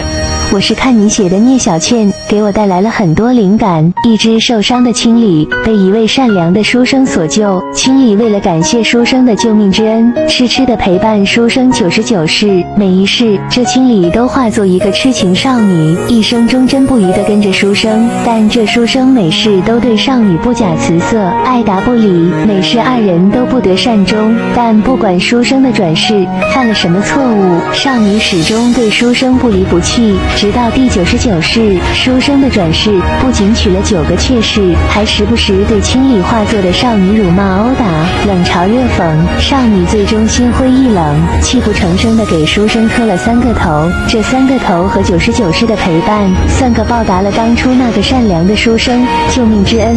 磕完头后，少女悲痛离去，不料此行却感动了天上神明，神明答应给少女下世一个圆满的结局。但心灰意冷的少少女，却拒绝了。她希望神明剥夺自己的记忆，下一世再也不要爱上任何男人。神明沉默良久，答应了少女的要求。但真正的故事却是从100世开始。第100世，神明把前99世的记忆给了那个书生，书生呆立半晌，泣不成声。他才知道，有个深爱他的傻女孩，不离不弃陪伴了他99世。他狠狠扇了自己一巴掌，发誓此生一定要追回清理。可这一世的清理，化作了一位大户人家的小姐，但他对书生冷淡至极，甚至是厌恶。不管书生做什么，他都不屑一笑，不再搭理。剩下的我还没写完。放心，肯定没问题。要是没人看，肯定是他瞎了眼。不过有个问题，书瑶，你的画本署名属什么？署你的名吧，万一没人看，丢人也丢的是你。我倒不怕丢人，只是万一有很多人看呢，你不怕我抢走该属于你的风头？风头我拿来干嘛？你要有用就尽管拿去好了。对了，你的署名是什么？吟游诗人小钻风。不要，我不要这个，太难听了。你重新替我想一个吧。吟游词人大钻风种样。比你那小钻风还难听，就叫陌上小花猫。好听，好听，书瑶取的名字钻地是极好听的。由于虾仁的书爆火，自然是惊动了文禄斋的幕后3位东家。虾小兄弟可谓是铁马金戈现阵前，豪杰多是自少年啊。虾小兄弟定非常人，可当如乾隆游交，今日定要一醉方休。如不嫌弃，今日咱们也可陪虾小兄弟去那云烟楼走上一遭。是极，以虾小兄弟的才华，那云烟楼明月姑娘的门也可敲的。你们不是堂堂3大书4大东家吗？以这种姿态跟我说话，我很有压力的，好不好？一本书而已，至于吗？我不想和你们3个老油条多比分钱。在下还是不绕弯子了，敢问在下此前之作反响如何？虾小兄弟别急，时辰尚早。要是虾小兄弟家中遥远，晚时在下可让人护送虾小兄弟回去。是以，虾小兄弟先不必着急，听在下缓缓道来。接着3人你一言我一句，就把文禄斋的意思含蓄地表达给虾仁。虾仁这才知道自己成了香饽饽，但也没有直接答应以后只向文禄斋投稿。目前为止，钻风志意在永平和其他州县共售卖2700多本，前1500本售价2两7钱，因火爆后调价，后1200多本售价3两2钱，加上各种乱七八糟的制作、运输等成本，虾小兄弟净得1400两。这也就是前期。过一段时间，盗版频出，跟风更多的情况下，利润会少很多。数字没错，要是文禄斋敢在账本上做手脚，那自己只好考虑合作另外的书肆。看来文禄斋的诚信没有问题，可以合作下去。没想到大庸的文风如此之盛，本以为只能赚个最多100两银子，没想到还给了自己一个惊喜。账目没有问题，既然文禄斋诚信，在下当报之以礼。是以，要是在下今后得了新作，定先交与文禄斋印刻，给东家以3位如何？虾小兄弟为何不经筹算账目，便知账目无咎？已经算完了，在下的明算之道，心算即可，不需要算筹。虾小兄弟竟有如此之能，贤侄可知4院一才大比？当然知道，4院一才大比3年一届，乃整个苍云州甚至紫阳府学院学子的盛事。不知贤侄可否代表白马书院参加明算一道的大比？贤侄的明算一道超出老夫等人多矣，有此造诣，甚至可以和号称神算界元的宁致远一较高下。宁致远，紫阳府上届乡试界元，明算一道天分过人，曾经在明算上击败过圣天府学子，被誉为紫阳府100年来难得一见的天才，有着神算界元的美称。老夫年轻时曾在白马书院求学，属于正统的白马学子。目前白马书院处境堪忧，白马书院连续5届一才大比都是垫底，这次要是再垫底，白马书院将成为苍云州笑柄，甚至很多人此前就在建议取缔白马书院，学苍云州4大学宫的地位。贤侄要是代表我白马书院参加4院大比，今后文禄斋所有书籍向贤侄敞开，不收分文，且老夫另有文银1000两。舒瑶可一直都想参加这样的大比，从而证明他不比男儿差，自己可答应过他，终有一天要集齐所有才子陪他比试一番。虽然这个目标很远很不现实，但要是能参加眼前的大比，也算完成了部分心愿。昌老言重，不过我有一事，敢问昌老，4院大比4才4艺，可一人参加多项否？当然可以，但人各有长，参加多项的胜算较小，毕竟人的精力有限，专精一道的人大有人在。不过上届寺院大比，关荣书院倒是有人同时参加4项，夺得3项桂冠，此人便是上届殿试探花郎楚玄印，在当届被称为3绝才子，但这样的人太少，圣天府的那些天之骄子倒有几个也能做到，但也不会太多。敢问长老，寺院大比可曾有女子参加过？呵呵，贤侄说笑了，古往今来从未有女子参加之先例。看来要把书瑶弄进去难度很高啊，现在看来还不太成熟，得需徐图之。还是谢过长老以及2位的先生的信任。先前白马学子张子明找过紫云、望子云代表白马参加诗词一道，贤侄在诗词一道的造诣，老夫也是有所耳闻。既如此，老夫观之，贤侄参加2项也未尝不可。长老能否容我考虑一段时间？还有不足2月便是县试，在下想先过了县试这关，再言其他。理当如此，科举一事也容不得马虎。老夫静等贤的答复。我关辖小兄弟谈吐不凡，诗词明算造诣不凡，甚至据4季商行方东家所言，紫云的画技也是新奇非凡。何故屡次不递，并非不愿告知，实在是说来话长，有时间再和3位先生细细道来。实在不想解释，原主太菜，再怎么解释都感觉有点说不通。瞎小兄弟，4季商行方大东家给我带话，说想诚挚邀请您去他府上，有要事相商。4季商行好像之前有个叫方大宝的，就是4季商行的，给我贡献第1桶金的那个。既然如此，等下我就去走一趟。见时辰也差不多了，虾仁拿出了他和洛书瑶新的大作，3位东家看都没有看，便直接拿出200两银子保底，契约则和此前商议的一样。接着3位东家也结了此次分红，虾仁总得1632两银子。这位公子要书吗？什么书？小商贩神秘一笑，也小心地望了望周围，拿出一本书递给虾仁。有没有搞错？钻风志异，这上面没有纹路斋的署名，必是盗版无疑。多少银子？小了看和公子有缘，2两2钱如何？倒是不贵，不过在下一介穷酸书生，身无分文，要不先欠着，等在下高中之后再加倍还给老板，你看如何？看你一副风度翩翩，小九俊俏了公子样，竟是个穷酸书生。去，别打扰我做生意。公子便是钻风志异的作者吟游诗人小钻风先生，闻名不如见面。没想到钻风先生如此年轻，犬子之前在您哪里购买了几幅字画？原来不是让我写画本，是让我画这种图。不过方大东家，你这年龄，咱就别折腾了，行不行？不过要是肯给钱，倒是另说。方东家老当益壮，欲与时间争春，在下端是佩服的紧呐。不过这种画技需要打磨很久，在下家中还有几幅类似的画卷，要是方东家需要，在下就忍痛割爱给方东家。方东家以为如何？钻风先生误会了，钻风先生能否画鸟类？问题不大，可以试试。钻风先生需要多久时间？要是时间太长，一般需要打磨3个月。方东家看起来有些着急。实不相瞒，在下确实比较急，要是需要打磨3个月，那这个时间嘛，在下尽量压缩。不过我官方东家没心，有忧愁不散，似乎此事没有那么简单，不知方东家能否如实相告？也许在下或有办法，也说不定。4季商行经营不善，已经出现不小亏损，酒楼和盐行的生意每况愈下，尝试过无数方法，但都收效甚微，生意都被天府酒楼抢了。本来自己还想去找这个机会，没想到居然送上门了。方东家，我有一法，可使4季酒楼起死回生，且要是方东家愿意，4季酒楼欲成为紫阳府第1酒楼，也并非不可能。钻风先生此言当真？当然，要是方东家愿意，永平甚至苍云州都将再无天府酒楼容身之地。钻风先生能否告知在下，究竟有何良方？在下定当感激不尽。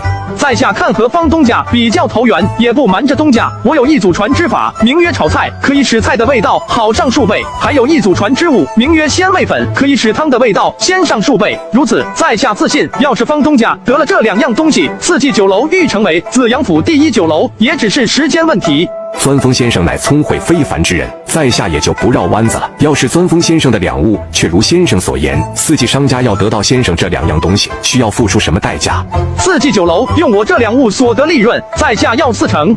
4季商行还有其他东家，要是钻风先生拿了4成，加上其他东家分红、官面上的孝敬等等，最后甚至老夫都得不到4成。我知道方东家觉得在下所言求有点过分，不过在下自信此方带来的利润会远超方东家的想象。要是方东家心有顾虑，那就当在下多言，在下这就告退。要是那两物真如钻风先生所言，这买卖我方富贵接了。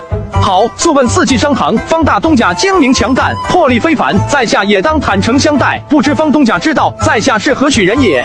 在下此前并未听过钻风先生的大名。方掌柜可知前些日子鹦鹉侯三小姐密君诗音会？啊，你就是那个倒霉的，嗨，才学不凡的后府姑爷。然也，不过在下虽然明面上和娘子被赶了出来，但是嘛，方东家要知道，我娘子在京城的好友颇多，想必方东家也听过姜葵公主的才名。哈哈，原来钻风先生如此不凡，在下心中安心不少。以后钻风先生可要多来寒舍，在下有很多经史子义上的问题，想要请教钻风先生。有机会定当多来拜会方东家。至于在下所说之物，等在下回去准备，明天再给方东家演示一番如何？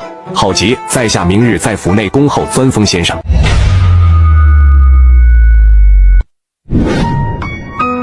虾仁回到家，发现洛书瑶来了月事，便贴心的给他熬了红糖水。喝完红糖水，还把装有热水的羊皮袋放在肚子上。你是怎么知道这些法子的？你照顾过其他女子？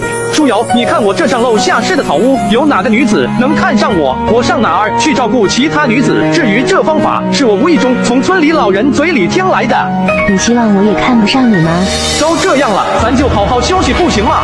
好了，我知道你要说什么。书瑶的眼睛不瞎，知道该不该看上谁。你不要以为我的意思就是说看上你了，我不说了。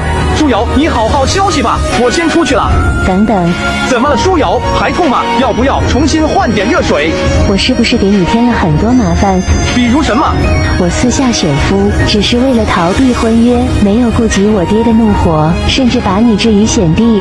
你又无法预测后面会发生什么，你只是一个在命运泥潭里扎的女孩而已。开始我知道的时候确实很不满，但换位思考，我能理解你。别自责了，以后也别说这些了，都过去了。再说你也没想过那个赢家会是我吧？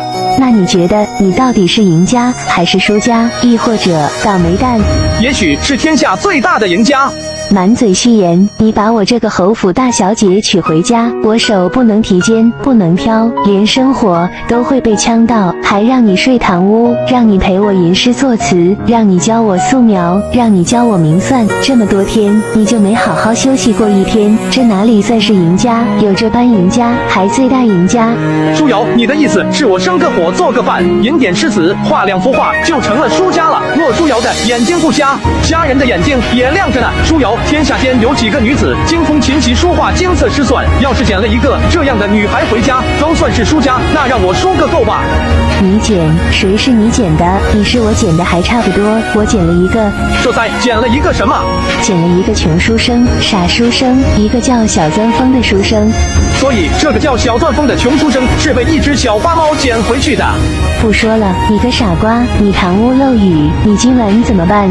怎么办？什么怎么办？淋着雨睡呗。真的要淋着雨睡？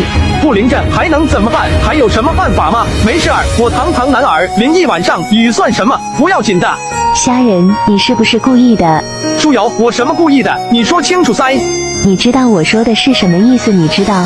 书瑶，你的意思是我和你同屋而眠？大庸女训，女子月食，风邪秽物，脏恶也，必是禁足，君子远之。就连我大嫂入月，我大哥身为武将都避讳之。夜完时，我大哥才愿意见我大嫂。对于这些糟粕文化，我虾仁从来都是嗤之以鼻。书瑶，这么说你是答应我和你同屋而眠了啊？我感觉得到你是真心不避讳，并非伪装。你终究不是一般男儿，你也不是一般女子。再不一般，可还是女儿。虾仁，这个水袋子真的有用，红糖水也有用，这些你早就准备好了。你来的第2天就准备好了，我不是说过吗？只委屈你1天。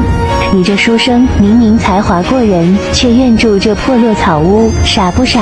我堂堂穿越者，鬼愿意住这漏雨的草屋啊！门口还漏风，晚上睡觉竟吹风了。要不是隔壁还有你，我早就挑子了。书瑶，我这叫隐士风范，富情山水，吟诗作对，何不快哉？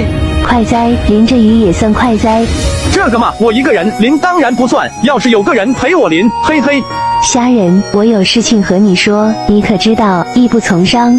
义不从商指的是有义气、讲道义的人不做商人，因为商人重利轻义。本来这些事情我说出来有些无理，这应该你们男儿的事，但我觉得还是有必要提醒你一下，你卖诗玉词著书以换取银钱，这些穷困之时无可厚非，但并非长久之道，总有司枯才尽之时。我看你的对香皂和洗发露的态度如此谨慎，你告诉我你是不是想用这2样物事去从商？舒瑶觉得呢？不过我有一点建议，你愿意听吗？瑶的话常如仙音贯耳，你说我愿不愿意？如果你要从商，切不可为民商，你可以选择把这2样物事的方子交给一个信得过的民商，你在背后操纵即可。你身为读书人，只可为暗商，不然对你的仕途极其不利。我怕你不明就里，深陷其中，故而提醒你一下。至于怎么选，你听不听我的，是你的事情。舒瑶，你是不是还忘了说什么？你怎么知道？因为家人董若舒瑶呀。好了，别傻笑了，我和姜葵姐姐是至交好友，我思虑再三，还是在信中向她隐晦地提到香皂和洗发露的事儿。姜葵姐姐明白我的意思，所以虾仁，你要知道，就算是暗商，也不可无背景。事实上，大多数暗商自己就是背景，但你一介穷书生，拿出如此之物，定会惹得他人眼红，你自己守不住的。姜葵姐姐可不是一般的花瓶公主，她背后产业很多，甚至要是你愿意的话，看在我的面子上，她可与你合作，但你最多只能得2成利，你舍得吗？正想怎么样才能牵上姜葵公主这条线，没想到舒瑶偷偷替我完成了，别说是2成利，就是半成，也是自己赚大了，既能搭上姜葵公主这条线，给自己抱个超级大腿，又能躲在背后安稳数钱，何乐不为？这经校版的香皂加洗发露，绝对走的是高端路线，不刮上京那些有钱人一层皮，自己还穿越个锤子，真是想什么来什么。娘子，你真好。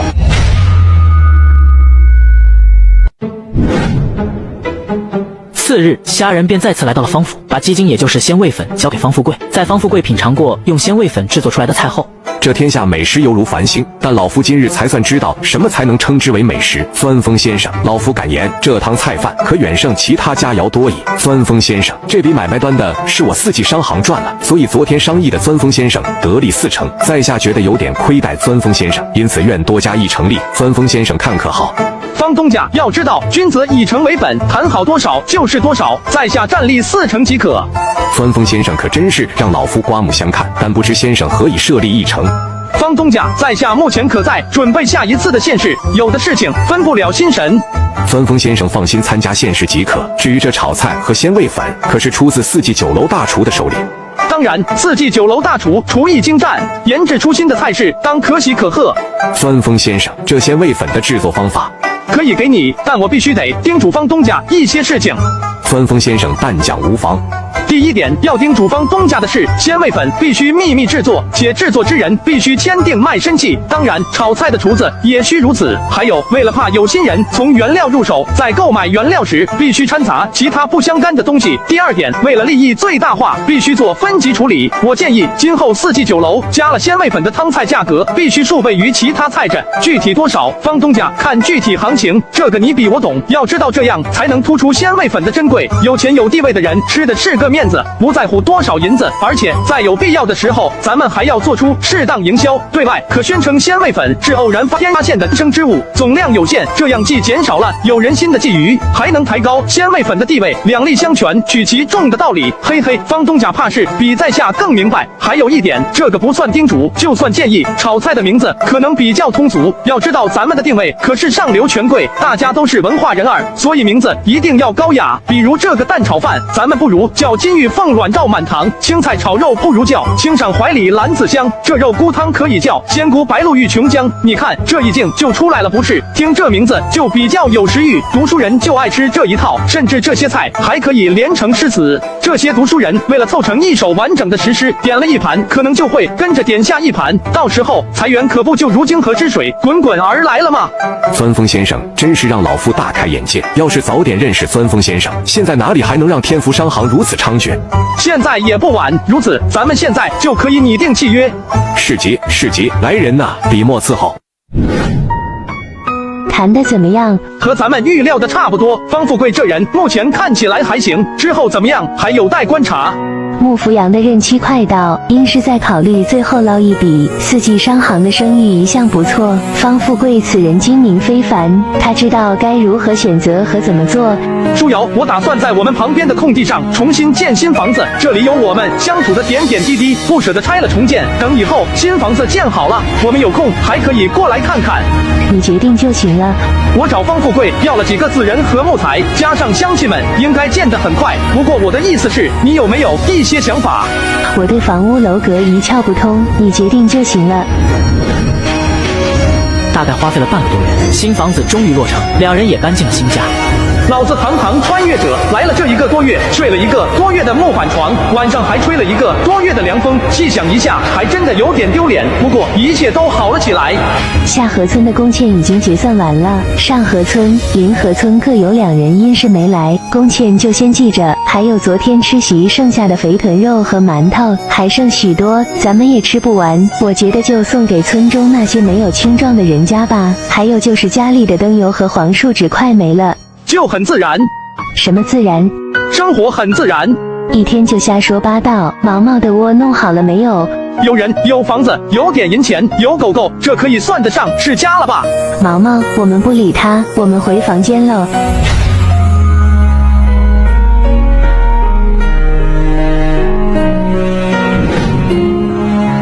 一夜过去，晌午时分，虾仁还安静地躺在床上，整个人看起来很是虚弱。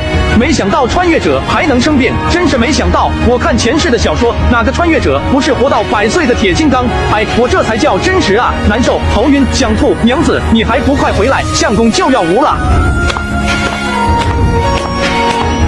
虾仁，张二叔已经去城里请大夫，你先忍忍。大夫大概什么时候来？我怕我挨不到大夫来了。你胡说什么？不要胡说！你饿不饿？我给你做点吃的。我不饿。再说了，舒瑶，你从没做过饭啊。让你教我你不教，我只会生活。女孩子抢着做事情，以后都是你做。我做就我做，你还把我当那个后府大小姐。我要是仅仅把你当侯府大小姐，才不会做东西给你吃，才不会抢着做事情，早就让你做事情去了。侯府大小姐在我虾仁眼里算什么？我要是不愿意，最高贵的公主，我也不屑一顾。你说什么？就如你听到的那样，我只会为一人变得那般心细如尘，我只会为一人显露我内心的真。你跟我走的那一刻，我就再没把你当侯府小姐。你的意思是，我要是一个普通的农家少女，你也会像此前那样待我？家人不骗骆舒瑶，舒瑶，我觉得我很难受，可能我要无了。我能不能听你单独叫我一声？以后再说不行吗？你快点好起来。大夫，我相公怎么样了？夏夫人，夏先生感染了风寒，症状还比较严重，看今日能不能退烧吧。要是退不了，老夫也无能为力。风寒药倒是带的有多的，老夫再配一配。看着床上那憔悴无比昏睡过去的人，骆舒瑶再也忍不住。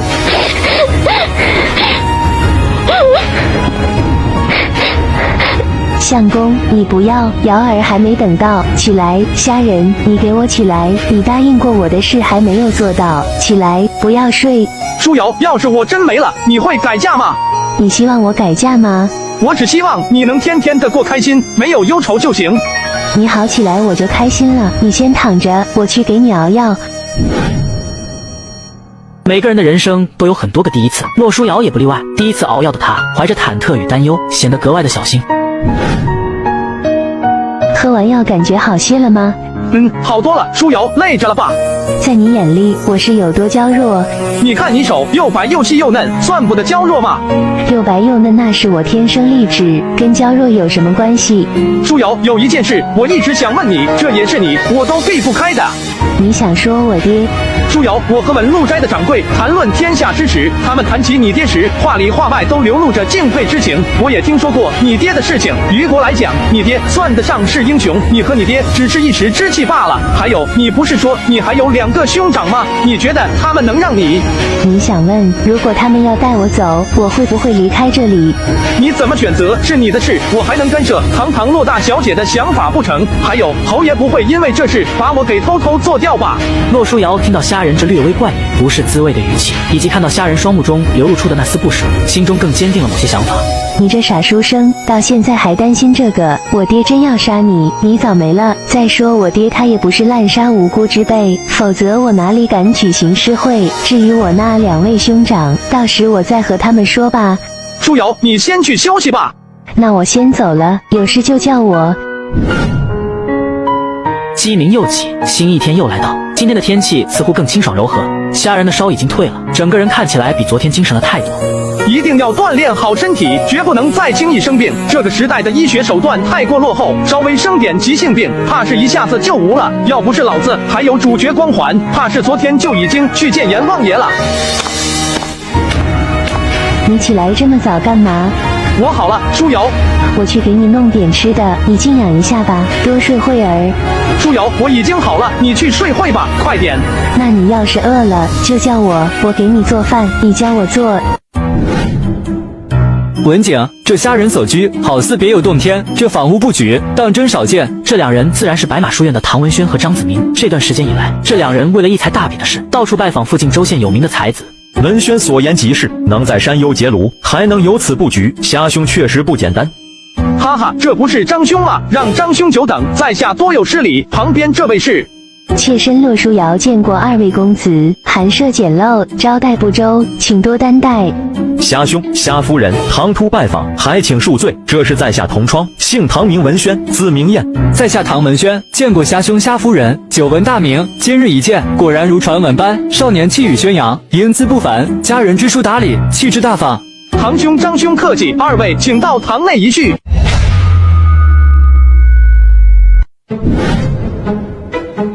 今日与宴绕头，便知有故人来往。哈哈，在下也不绕弯子了，不知2位今日来寒舍所为何事？素问虾兄是才过人，曾在虾夫人的诗会上力压白三弄，羞晕萧剑寒。此前文景曾经邀请过虾兄代替我白马书院诗词一道参加寺院大比，我2人今日还是为此事而来。能在诗词一道上和王清腾一较高下的，整个苍云州年轻一辈里，我实在想不到除了虾兄还有谁。是虾兄今日能否给子明一个答复？不瞒张兄说，我和文禄斋的公孙先生也有些交情。前阵子公孙先生曾邀请在下替白马参加明算一道。什么？公孙师兄遇到的明算奇才竟是虾兄？是啊，公孙先生的邀请，在下也不得不考虑一番。不过在下却有一想法。虾兄有话直说，我2人洗耳恭听。诗词明算不说，在下还可以给白马找到其他6翼的人选，这些人至少可在大比上稳居第2，甚至第1，也很有机会。虾兄此言当真？在下岂有拿此事说笑的道理？不过那些人能不能答应，在下还要奔走一番，不能马上答应2位。敢问虾兄，那几位才子是何许人也？在下愿与明艳替虾兄奔走一番。张兄，并非是在下不愿，而是那些人乃闲云野鹤，隐士也。要是知道在下把他们的消息透露出去，怕是要有劲，所以2位莫让在下为难。如此，那就麻烦虾兄了。要是真如虾兄所言，白马书院当重宠有谢。还有明算和诗词2道，等在下现世之后再回复2位看可否？以虾兄的才华，区现世还不是手到擒来？虾兄可有想过入我白马？以虾兄的才华，要是入我白马，必将得到山长大人的赏识。要知道山长大人有喜诗词一道，虾兄可谓是前途无量啊！我前途无量是肯定的，但你们的小白马都快变驴子了，加入你们还有个锤子前途。哈哈，我散漫惯了，已经习惯了山野田园，学院怕是不适合我。如此，当真可惜。虾兄要是改变主意，随时来找我。时值晌午，见2人没有离去的意思，虾仁只好留下2人吃饭。书瑶，一起过来吃吧。你不是说了咱们要一起吃饭吗？山野之人没有这么多规矩，我和我娘子可从来都是同桌而食，同食而食，绝不例外，让文景和明艳见笑。相公就陪2位公子先吃吧，妾身有些疲惫，先回屋休息会儿。娘子，吃完再休息。来，既然虾兄和夫人有如此约定，岂能为我等而破？所以虾夫人也无需推辞，理当如此。虾仁送别2人后，便被洛书瑶叫到书房，而距离现世还有2天，虾仁提出了去划船的想法。不行，还有2天便是现世，你怎可如此？书瑶，难道少看1天书我就考不了吗？也不在乎这1-2天。为什么非要今天？不可以早点吗？或者你考完之后再去不行吗？这叫考前放松运动，考完后再去一次也可以，但考前我想带你去一次，走吧。其实要不了多久时间，走吧，我已经找梁伯借好了船。傻书生，走吧，快点，早点回来再看会书。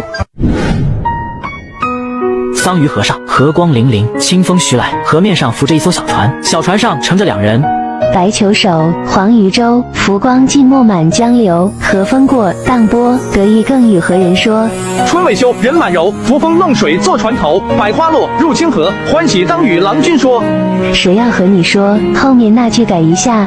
不行，我才进了，改不了。今天是虾仁去参加县试的日子。走了，舒瑶，新鲜的菜准备的有多的，你已经会做5个菜了，这2天应该没问题，照顾好自己。走了，等我回来。愿君不惧楚囚难，一画鸿鹄天云间。愿君扶摇踏金銮，妾在愿待君还，等你回来。书生。虾仁去县里参加县试，而骆书瑶的大哥听闻三妹嫁给了一个穷苦书生，便来到了虾仁的住所看望，想把三妹接回家。瑶儿见过大哥、二哥、嫂子、姨娘、爹爹，他们都还好吗？瑶儿，何至于此？大哥，你也想让瑶儿嫁给金鸿昌？大哥怎会想你嫁给那个混账？大哥的意思是，你不嫁与他，也不至于跟这个穷书生走啊。他有欺负你吗？瑶儿。大哥，他待瑶儿很好，他与一般的书生都不一样，是不一般，更加迂腐穷困罢了。好了，他没欺负你就行，不提他也罢。我已经告诫过这里的村长，他知道该怎么说。名誉这块，后面再慢慢消去。走吧，瑶儿，大哥带你回家。大哥，瑶儿不准备离开这里。瑶儿，大哥没听错吧？大哥，瑶儿决定不离开这里。瑶儿，姨娘让我告诉你，父亲不会再逼你嫁给任何人，你回了上京，甚至可以自己挑选夫君。还有，父亲时常会对着你的名字发呆。我知道，父亲这是后悔了，后悔和魏国公订立婚约，后悔把你赶出去。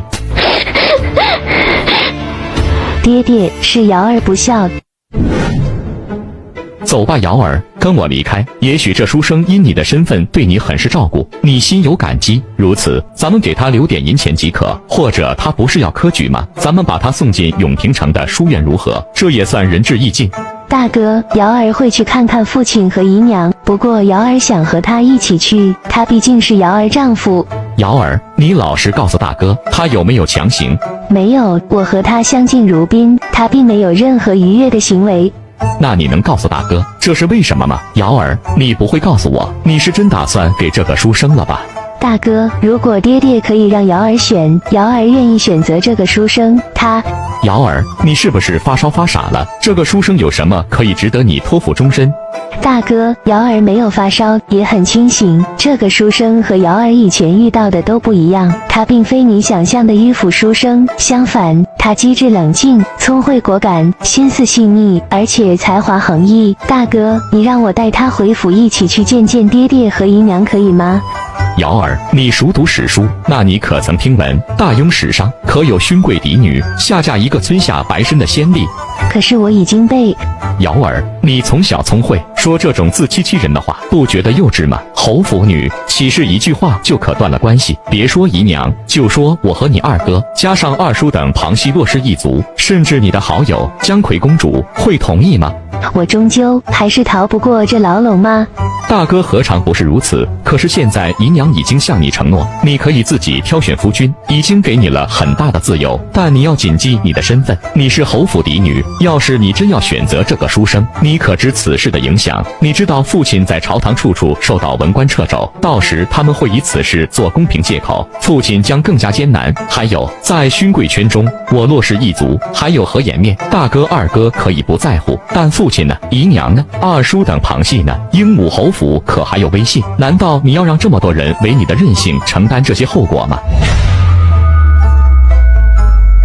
大哥，瑶儿知道这些，但是瑶儿相信这个书生绝非凡人，早晚有一天他会让你们刮目相看，你们能等他一下吗？瑶儿，他到底给你灌了什么迷魂汤？你让大哥如何相信一个3次县试不第、穷困潦倒的连饭都吃不起的书生能成为人中龙凤？大哥，他真不是那样的人，瑶儿不知为何会有那样的传闻，你等他回来和他见见便知。舒瑶，你老实告诉我，你真没有被那书生？你不要怕，你如实告诉大哥。大哥，瑶儿说过没有？大哥觉得瑶儿是什么样的人？聪慧傲气，博学多才。那大哥怎可认为瑶儿没有识人之明？瑶儿，你还不明白吗？这不是大哥相不相信的问题。好，大哥相信你，就算这书生可如你所言，但真正的问题是，他现在还是一介白身。你现在跟他在一起算什么回事？就算他成了人中龙凤，那得到猴年马月。况且就算成了又如何？那还能比皇子、世子身份尊贵？你到底在想什么？大哥，你还不明白吗？瑶儿要的不是身份尊贵，瑶儿现在所求就是如此这般的生活。大哥，你能不能见了他之后再说？好了，瑶儿，现在你和他住在这儿算怎么回事？就算要等他，那也得回后府等。不管如何，你绝不能再没名没分的住在这里。大哥，能等他回来再说吗？他回来又怎样？能改变什么结果？瑶儿，你得庆幸今日他没在，要是他在，大哥真怕忍不住。虽然他也算是无辜，但为了保全你，大哥只能做一次坏人。大哥，不可，侯府绝不可动他，他没有做过任何对不起瑶儿和侯府的事。大哥，你能听瑶儿一次吗？等他回来，见见他再说。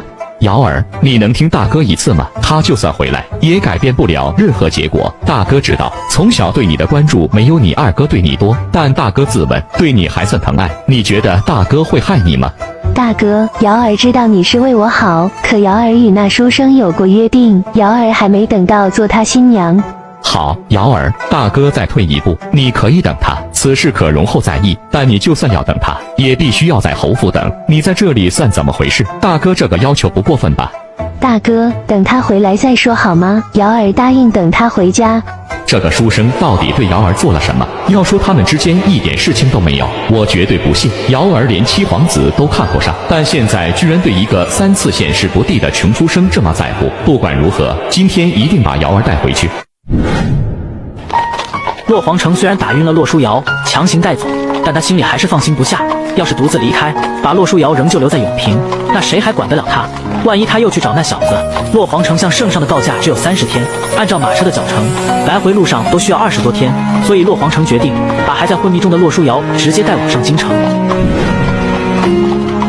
我这是在哪里？瑶儿，你还好吗？是大哥下手重了一点，不过这都是为了好。到了上京，大哥再向你道歉。大哥，咱们现在在哪里？瑶儿，明天咱们就快出苍云州了，你就算要等那个小子，那也得回后府等。所以大哥不得已，只好把你，希望你能理解大哥。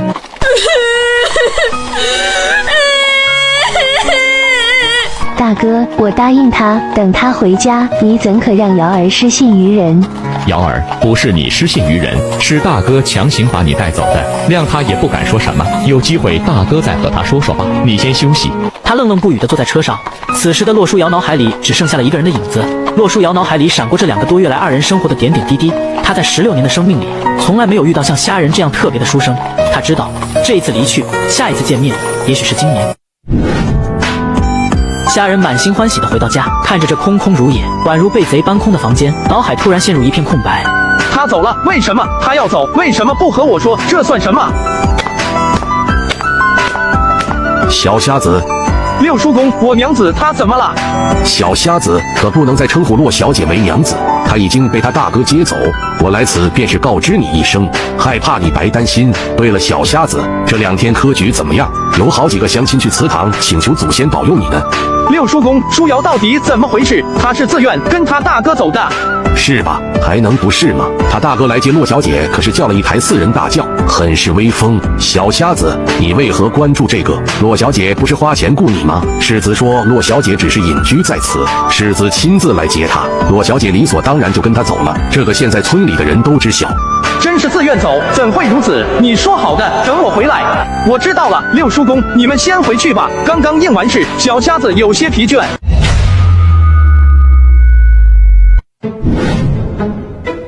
就在六叔公走后不久，四季商行方富贵和其儿子方大宝来访。夏先生别来无恙，老夫今日冒昧前来，多有打扰。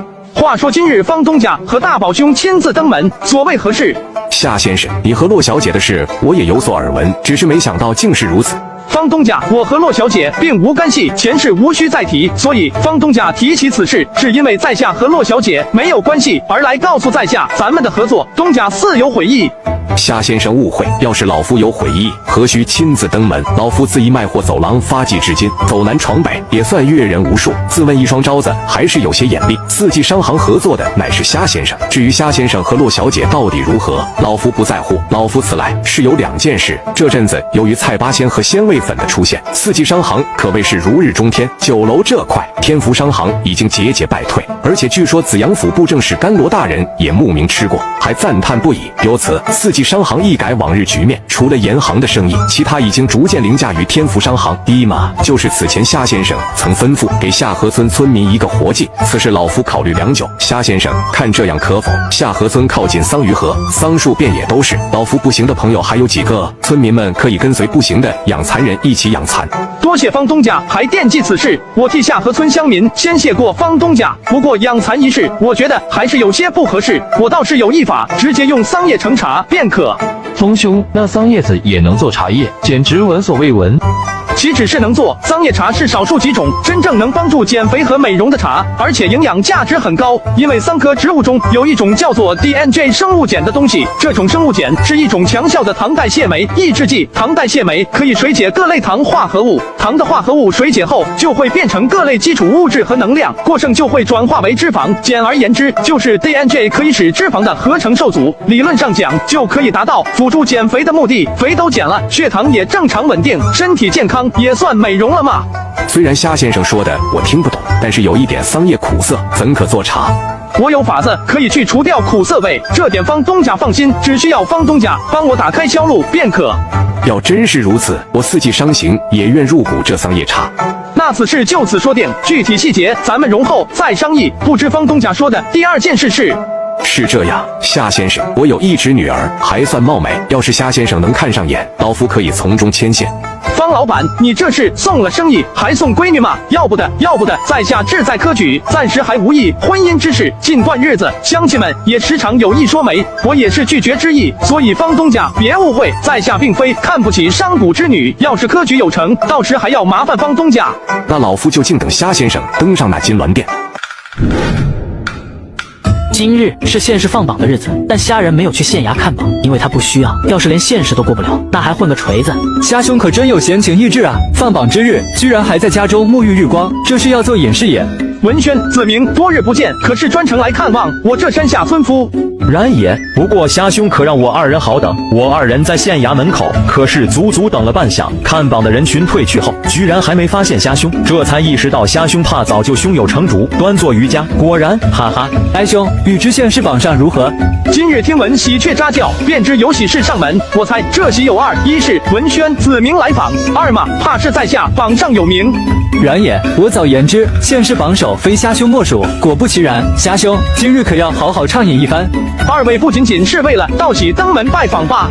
虾兄，实不相瞒，林山长请你去白马书院一叙。就算自己有些才气，但一院山长前任吏部侍郎亲自相邀，白马书院对于大比的重视程度，可见一斑。一院山长的面子不可能不给，不然太不识抬举。如此，我村中还有一些杂事，交代完我就上白马书院拜访林山长。不过虾兄，关于大比之事，你的意思能透露一二否？我愿意答应白马参加明算一道，但是诗词能否容在下再考虑考虑。如此，白马有了虾兄，当如虎添翼也。虾兄，明算一道，那宁致远可是有神算解元之称，敢问虾兄对上那宁致远有多少胜算？我可向白马保证，明算一道必是白马囊中之物。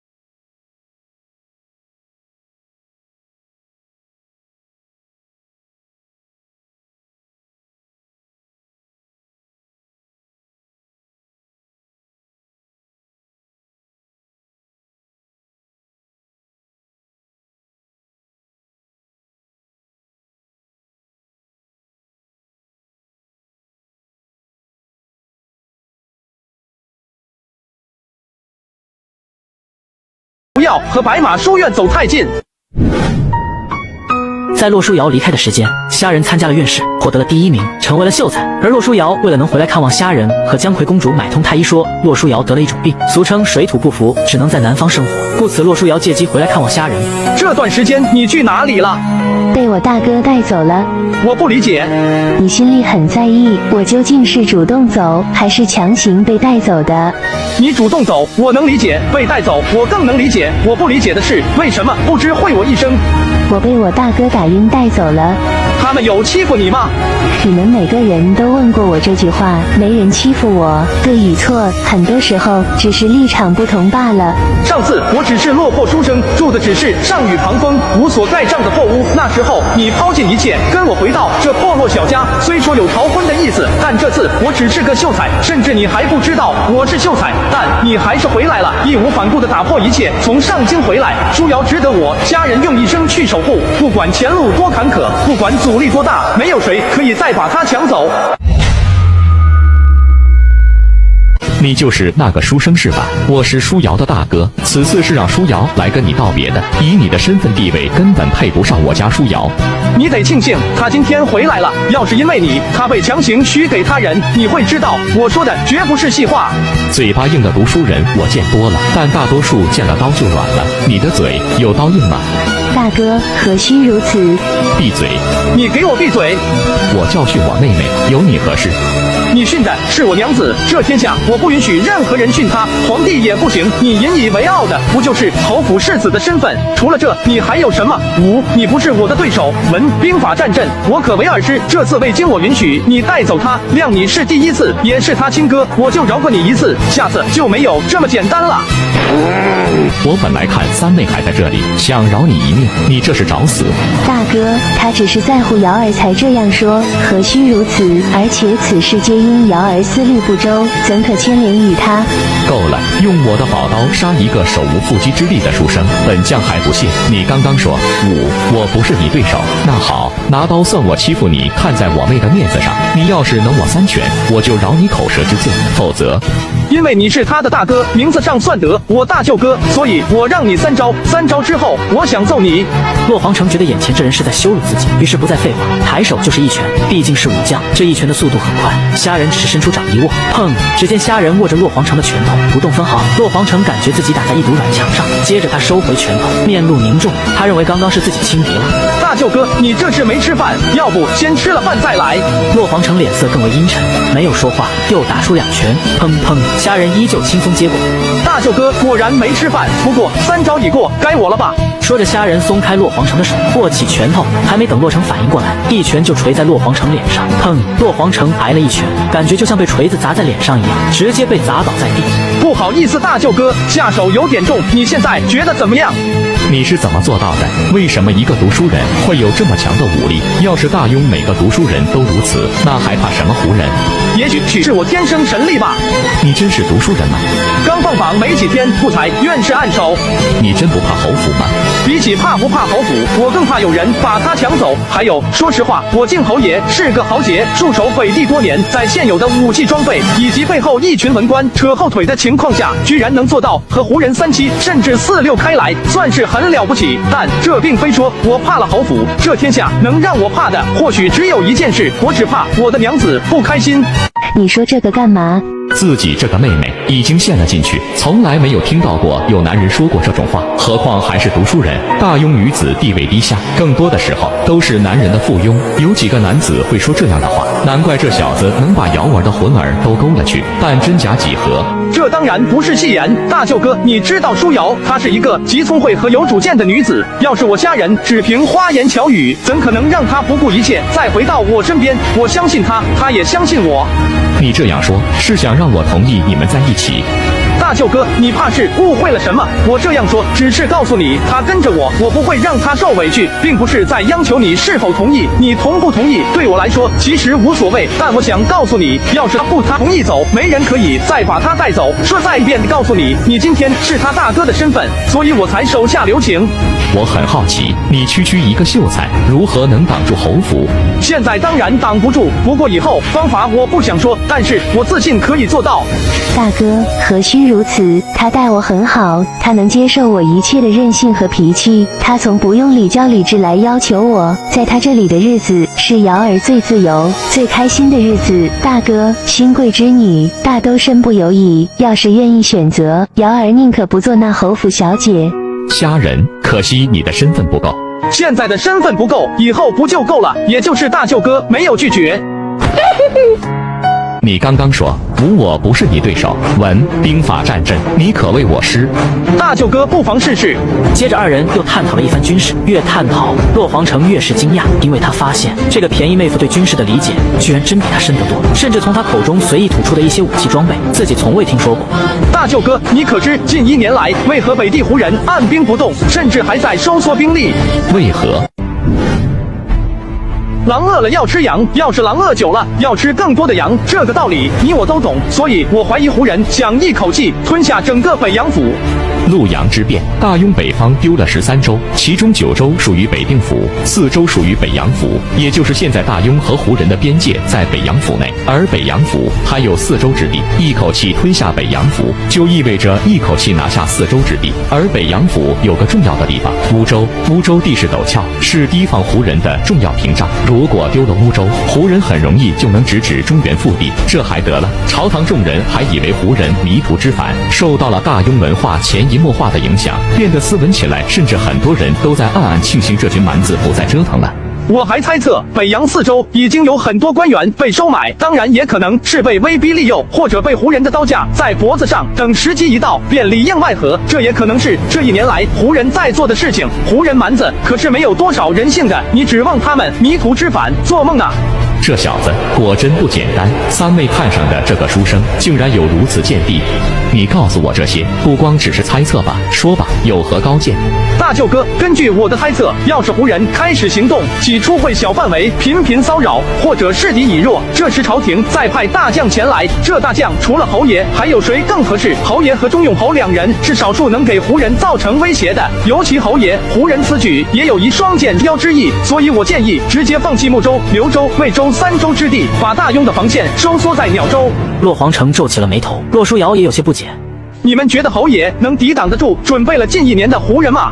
我父亲就算战死沙场，他也不会允许白白丢失3州之地。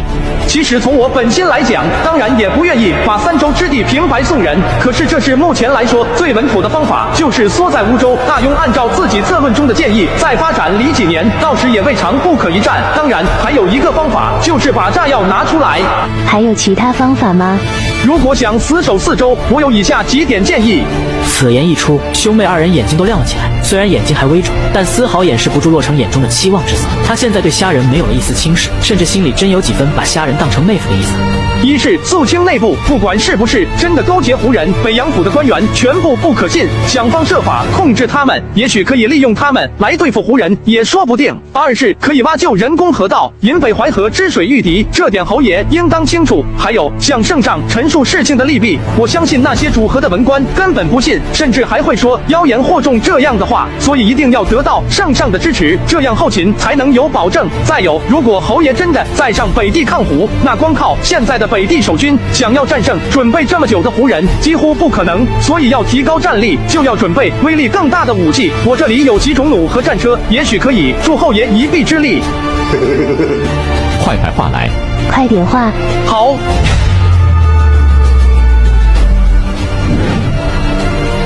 凭着记忆，在兄妹2人面前开始画了起来。他画的就是宋朝的神臂弩和斗寸子弩和大型床子架，以及明朝景泰年间李靖发明的战车。好了。骆黄成赶紧拿过虾仁画的新式武器看了起来，越看眼睛越亮，最后满脸震惊。这是你所创？闲暇时之作。不过大舅哥，我得提醒你，有了这些，只是多了几分防御的把握，但要想战胜胡人，目前仅凭这些还远远不够，不是画几张武器图就能战胜胡人了。制作需要时间，训练成战力需要时间。一个优秀的弓手甚至要训练几年，一个弩手只需要训练几月，但也需要时间啊。还有战车的配合、后勒、士气等等，关键大雍还有一群扯后腿的文官，万一打仗打到半截，说是没有军费和物资，那不用胡人打过来，北地守军怕是自己就疯了。但目前只能做到这样了。你真的只是读书人吗？你可愿意入我军中？呵呵，大舅哥说笑了。不，你是天生的将领。大舅哥，我知道你的意思，但我想说，做马上一匹夫救得了大庸一时，救不了一世啊。接着，虾仁从政治、军事、制度等各个方面分析了下大庸目前的困境，但这次只是提出问题，并没有说解决方法。如此，大舅哥，所以我说，就算要救大庸，要灭掉胡人，光是马上一匹夫是远远不够的。我现在相信你说的话了。区区下河村，居然有你这样的书生。大舅哥，大热天的，我给你们弄点好喝的。瑶儿，父亲的那篇策论也是这人写的吗？那篇策论只是我跟虾仁闲聊时我记下来的，给父亲翻译的而已，也没有多详细。大哥，你现在知道为什么瑶儿为什么会回来吗？他真的很不一样，你还没有看到他其他的才华。舒瑶，大舅哥，来尝尝我的冰镇西瓜汁。虾仁，你哪来的冰？自己制的，来试试，不然等会化了。冰也能治吗？简直闻所未闻。大庸还没有硝石制冰法，硝石就是硝酸钾，几乎是穿越者标配，可以用来制冰、制火药、玻璃等等。硝酸钾溶于水会吸热，所以在一个装好水的大盆里放进硝酸钾，再用一个导热良好的小盆装好干净水，放在里面，小盆里面的水就会逐渐结冰。过程很简单，但硝石制冰法在唐朝末期就已经被发现，所以穿越到唐后的时期就别拿出来了。我要学。好，都教你，不过晚一点吧。对了，只有你们2个人来吗？没带鸭和属下吗？还有2个红甲卫和1个丫鬟在外面晒着大太阳。行，我去叫他们过来躲躲太阳。大哥，这便是我说的他另外的才华，他脑子里好像永远有新的主意。此人真是个奇人。瑶儿，他待你无微不至。可是父亲那里？大哥，这需要你帮我先遮掩一下。不过瑶儿相信，总有一天父亲会心甘情愿接纳他。就凭他今天所言，加上那篇策论，还有纸上的这些兵器，父亲当然会刮目相看。可婚姻之事，终究讲究门当户对，他现在还远远不够。大哥，瑶儿知道，不过我会等他到那一天。瑶儿，这是你自己选的，事已至此，我再多说也没用。这人已经证明了，从能力上他确实有资格做侯府的女婿，所以大哥也不想棒打鸳鸯。但父亲那里，你们得靠自己去争取。不过我有言在先，没有正式成婚之前，你们不可。大哥，他不是那样的人，他要是想，早就碰了。大哥，如父亲出战，希望你给父亲陈明利害。乌州易守难攻，退守至乌州才是最明智的选择，切不可操之过急，急功近利，中了胡人的圈套。瑶儿，父亲和胡人作战多年，岂是不知变通之人？况且我也会把这个猜测禀告给圣上，我相信圣上会有圣裁。大舅哥，此行我祝你一帆风顺，如有困顿之处，咱们可用书信联系。妹夫不才，也许能帮上1、2。你这妹夫，我认了。你的建议和图纸，算我欠你一份人情。好了，我要走了，对瑶儿好点。放心吧，有我在，他不会受任何委屈。文轩子明几日不见，为何脸上多了许多抑郁之气？紫云可莫拿我2人打趣，以紫云的聪慧，如何不知我2人为何烦恼？对了，紫云，你此次是为何而来？你们肯定想知道他们为什么叫我紫云，因为我名虾仁，字紫云，唐文轩，字文景，而张子明，字明艳。文景、明艳是这样，你们也应该猜到我为何而来。前面我不是说我有个朋友精通画技和诗词吗？所以这次便来推荐一番。如此，还请紫云引荐一番。还有，如果你们愿意，4才4艺8个项目的人，我都给你们找到，而且都有可能获胜。什么？紫云，你别吓我，我怕。文景、明艳，我知道你们所想，紫云怎可在此事上开玩笑？我所说乃千真万确。紫云，你就别卖关子了，速速道来。如此，我就直言了，这次我打算参加4项。紫云，我知道你乃本届院士暗手，可4才4艺有众多举人参加，名声最响的那几位，在某项的造诣，甚至还超过了一般的进士。紫云切不可冲动啊！紫云，那还有几人是？剩下的4项也是由1人参加，那人就是鹦鹉侯府嫡女洛书瑶小姐。紫云，这你的心意我懂，白马书院还是多谢你的相助。可你还不知其他3院各项所邀请的参赛者吧？明艳，还不给紫云讲讲3院邀请的那些才子？文景、明艳，你我三人一见如故，紫云怎可在此事上妄下海口，戏弄于你二人？你们也知道，我向来谨慎，怎会如此贸然？参赛者我全部都知道，就是知道，我才愿意帮白马书院这个忙。因为光靠你们白马书院这次暂定的人选，不客气的讲，你们毫无胜算。你夫妻二人想包揽4才4艺8项比试，这想法太疯狂了吧？正是如此。不过紫云4院大比还从没有女子参赛，是长山长那里，我怕他们不会同意。无妨，如果不同意舒瑶小姐参加，那我也只会参加明算一项，也算报了山长大人厚爱之情以及二位之意。还有文景、明艳，你们要知道，这是我看在你们的面子上，求了舒瑶很久，她才勉强答应帮白马书院这个忙，所以并非是她求着参加，而是为了你我三人的友谊，以及打心底里实在不忍白马书院被打落学宫，我这才舔着脸去求她帮忙。如此，多谢紫云为我白马奔波。不过，我想问问，你二人各参加哪4项？我参加策论、经义、书法、明算，舒瑶参加琴艺、画技、诗词、棋艺。紫云，那你说胜的把握有多大？我这4项明算和策论，我有必胜的把握，但书法和经义这个只能尽量，但绝不会排最后。紫云，素闻你诗词过人，为何你却让舒瑶小姐参加诗词一项？我娘子的诗词远胜于我，而且不光诗词，她所参加的4项，我相信夺魁的可能性极大。我绝不是无的放矢。你们可知我的院士按手、策论和经义为何提升如此之快？难道是因为舒瑶小姐？是，我的经义和策论之道都是她所教。早就听闻李烟才美人的大名，以前只知舒瑶小姐闺院诗词过人，可没想到世上竟有如此才女。所以，要是白马书院同意，那我娘子愿意帮白马书院这个忙。紫云，我二人相信你，可要只是你一人的话，我相信山长也愿意相信你，但加上舒瑶小姐，要不咱们一起去找山长谈谈？是急，我二人是相信紫云的，可终究是女儿身，老师包括山长那里，看他们怎么说吧。走吧，紫云，事不宜迟，咱们先去碧落轩吧。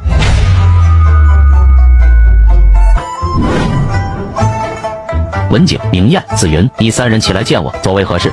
山长今日和紫云交谈才知，紫云不光是明算一道过人，她的策论、经义、书法都有很深的造诣。近些日子我和明艳眉目之间忧郁不散，紫云见之不忍，同时也想回报山长厚爱之情，所以他决定和他的好友一起参加大比的8项比试。紫云，你可知此次参加大比有哪些人？山长大人，学生当然知道，知己知彼，方可百战不殆。所以学生已经了解过此次大比那些赫赫有名的才子。正因如此，学生才深切体会到白马书院目前的困境，以及山长大人的愁绪。为报山长大人厚爱之情，学生便恳求我那朋友多时，他看在学生的面子上，才勉强答应助白马书院一臂之力。紫云，莫绕弯子，是哪些才子？快道来！回山长大人不是哪些学生的朋友，只是一人，他便是鹦鹉侯嫡女骆书瑶。紫云，可以想到让女子参加大比，舒瑶小姐虽说是鹦鹉侯嫡女，可终究是女子。你觉得她就算参加，能胜得了那些才子？你西起白马才有此意，无心甚慰。不过此事你还是稍显冲动，回去修身养性一番吧。多谢山长教诲，不过紫云绝非妄语，山长大人看看这个便知。林彦州作为一山之长，眼界不可谓不高，可还是深受震撼。素描的新奇，丹青的绝妙，诗词赋词的老练，无一不是当时顶尖水平。林彦州入神地欣赏着诗画。紫云，这真是骆小姐所作。回山长大人，学生怎可在此事上欺骗山长？学生知道4院大比从没有女子参赛的先例，可大比的规则却没有规定不许女子参赛。如今白马书院正值危机存亡之秋，学生实在不忍，便恳求骆小姐代替白马出赛。还有山长大人，2位先生，今日的画作和诗词，并不是舒瑶小姐最高水准之作。老夫自入仕到山长之位，已历31载，也算是阅人无数，这还是第一次见到如此才华的女子。汗颜，女子参赛，怕是学院内的其他先生和学子有诸多异议，甚至在外的白马学子，在不明真相的情况下，也会有所不满。此事紫云能否让老夫和学院先生商议3日后再给你答复？理当如此，不过希望山长大人尽量快点，因为舒瑶小姐不久后就要离开永平，到时就算书院想找她帮忙参赛，也怕是踪迹难寻。紫云，你的意思是让骆小姐代替白马书院参与画技和诗词2项？回山长大人，并非如此，学生的意思是让骆小姐参加诗词、画技、琴艺、棋艺4项。要是骆小姐参与进来，我与她约定好，紫云愿意代替白马参加明算、书法、策论和经义4项。爹，孩儿一直有一个问题，家人从不去青楼，咱们给他介绍的姑娘，他也不要。而且我也听闻他的乡亲们也给他介绍过几个，可他好像油盐不进般，拒绝了所有人。这种不近女色之人，孩儿觉得家人很可能喜欢男人。难怪啊，这一切都能解释了。爹怀疑就是因为虾仁好男风，洛小姐才含恨离开。此事你我二人知道即可，我有机会再提醒一下她吧。虾仁不仅才华横溢，还一表人才，可惜是弯的。转眼过去了很久，虾仁和洛书瑶如约的参加了4大书院的4才4艺的大比，结果当然是碾压式完胜。然后洛书瑶还是回了侯府，而虾仁这段时间也没闲着，参加科举高中解元。此刻虾仁终于有信心来到侯府了。娘子，我来了。侯府重地，闲杂人等，赶紧离开。2位将士，在下乃洛皇城洛将军好友，此行专程来拜访，还望通报一声，谢谢。这位公子，大少爷当值去了，还未回来，要不这位公子等会再来。2位将士，能否向府内管事之人通报一声，在下可否在府内等候？这位公子稍等，容我等禀报一番。不一会儿，那个红甲卫领着管家匆匆赶来。这位公子，老夫姓陆，乃侯爷大管家，敢问公子是来找我家大少爷？然也，在下乃洛将军好友，不知陆管家能否让在下进入侯府等候？敢问公子贵姓？在下虾仁。既然虾公子是大少爷好友，那就请跟我来吧。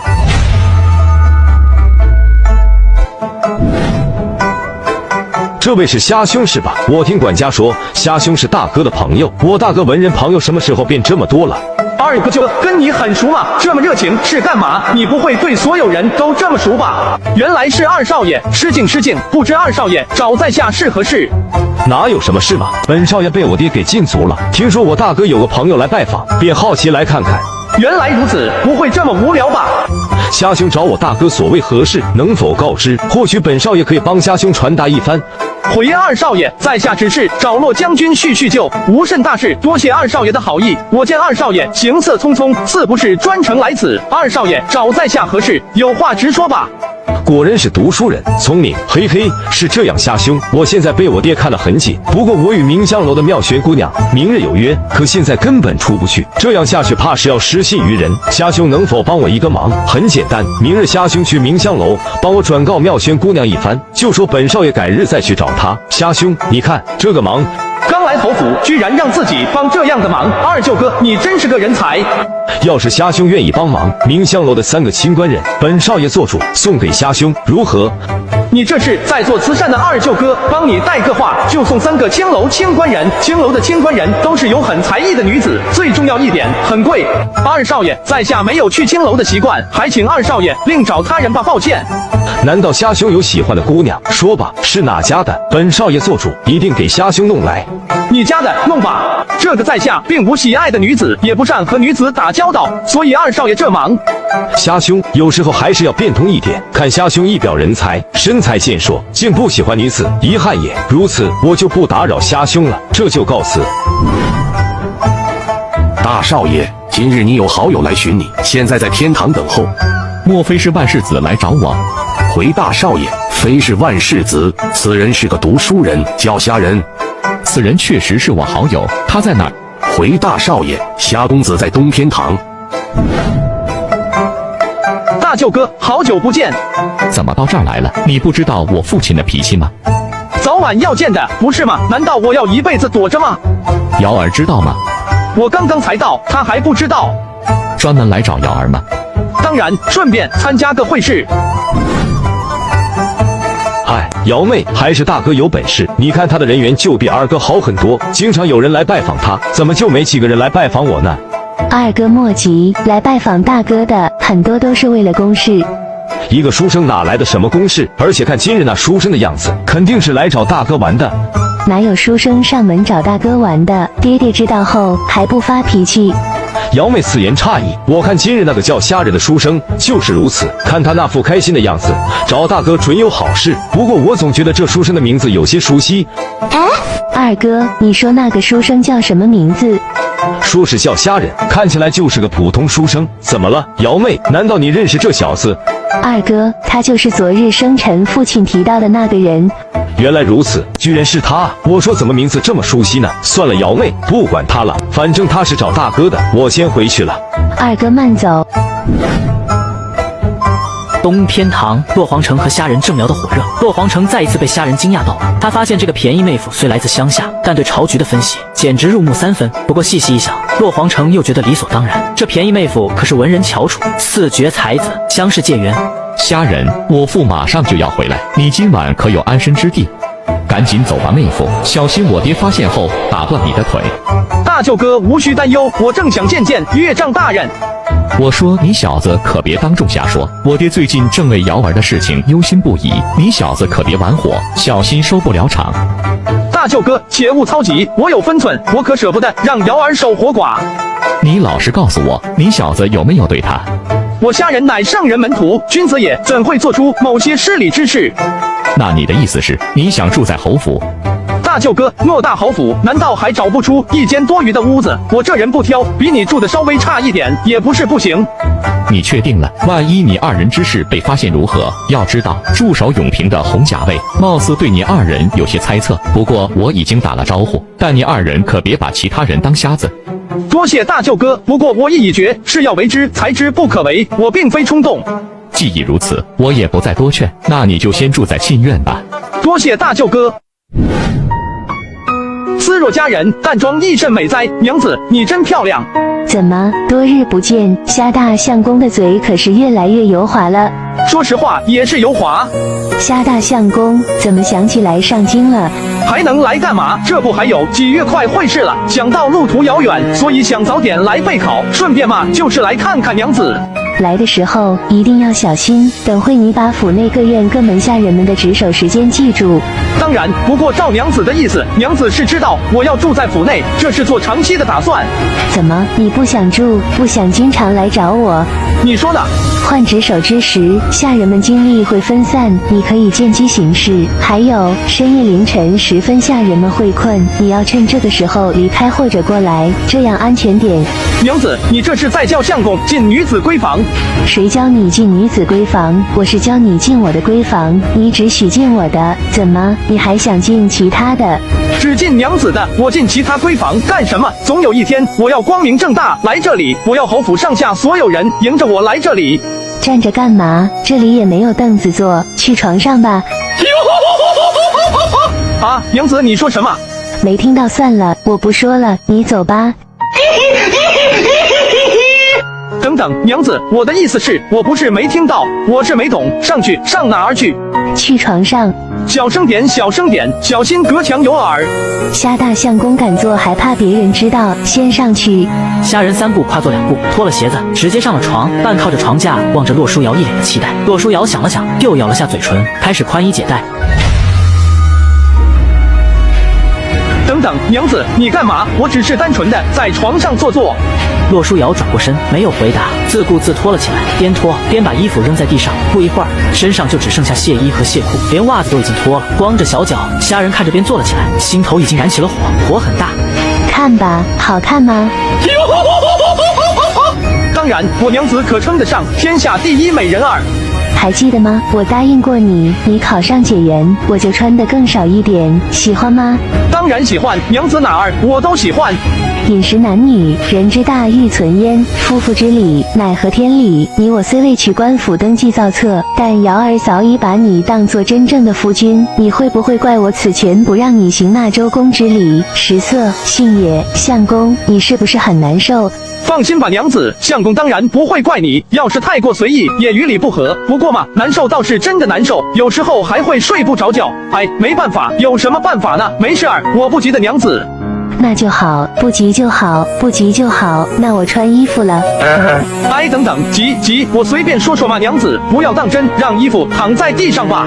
相公，我知道你想，可你要考虑好，真的现在就要吗？虾仁闻言，再也忍不住，一把抱过他，扔到床上，准备办事。等等，相公，你听我说。说吧，说不出个所以然，我可不客气了。相公，并非是我不愿，而是你想过吗？要是我现在有了身孕，我爹爹一定会杀了你。要是传出去，可能洛氏一族都要成为整个大雍朝的笑柄。我怎忍心让你身处险境？家人待瑶儿很好，瑶儿怎可连累他们？这也是为什么此前不让你碰的原因。相公，如果你真想要，瑶儿也不会拒绝，但你要考虑好之后的这些危险。如果你决定了，那瑶儿愿和你一起承担后面的危险。我建议明日咱们就可以准备后路，要是有了身孕，咱们带上银子一起逃走，可以走水路。你先找个好点的地方，葵姐姐也会帮咱们，你想好再决定吧，我都依你。你说的很对，现在还不是时候。不光是名声，你身材太小，生育有太大的风险，我怎可一己私欲就让你身陷险境？以后再说吧。可是相公，你会不会太难受？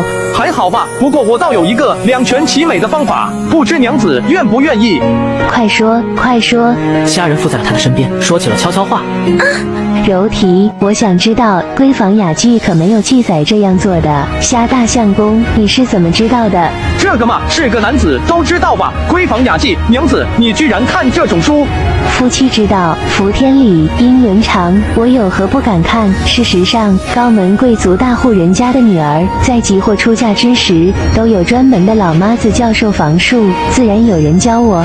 好像古代真有这一说，大户人家的女儿一般有专门的老妈子负责教导，一般家庭的女儿在结婚前就有老人长辈口口相传。好了，教我吧。其实早点如此就不用那么难受了。你怎么不早说？知道相公多少晚上从梦中惊醒吗？好了，怎么弄？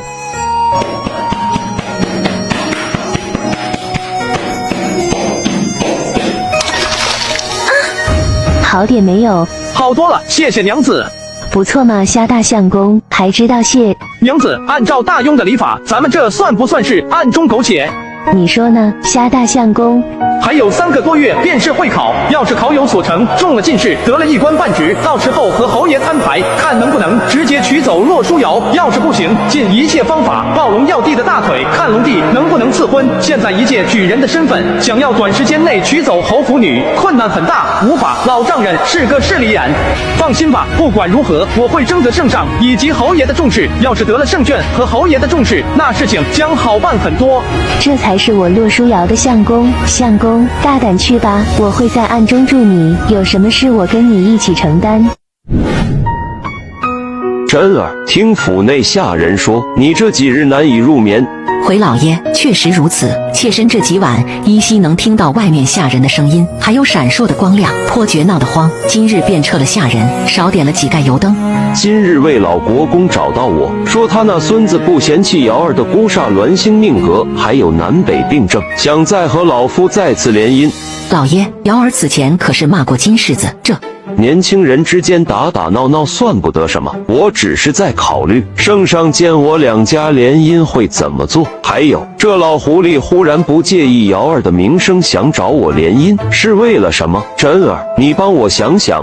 老爷，圣上那里应当不会再放北方的兵权给你，就算放也会有所保留。至于魏老国公，他和陆阳安一系正斗得火热，但貌似最近吃了点亏，妾身猜想老国公此举是想拉拢老爷。真儿深得无意，不过老爷还没答应，此事得好好考虑一番。哎，瑶儿这南北之病还有这命格，真是难得这老狐狸不嫌弃。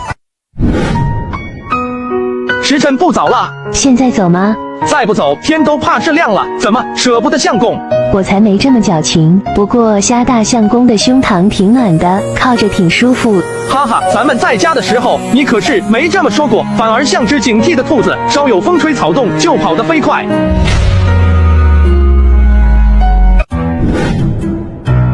刚跑出洛书瑶的房间不远，就遇到了尹真真带着2个丫鬟。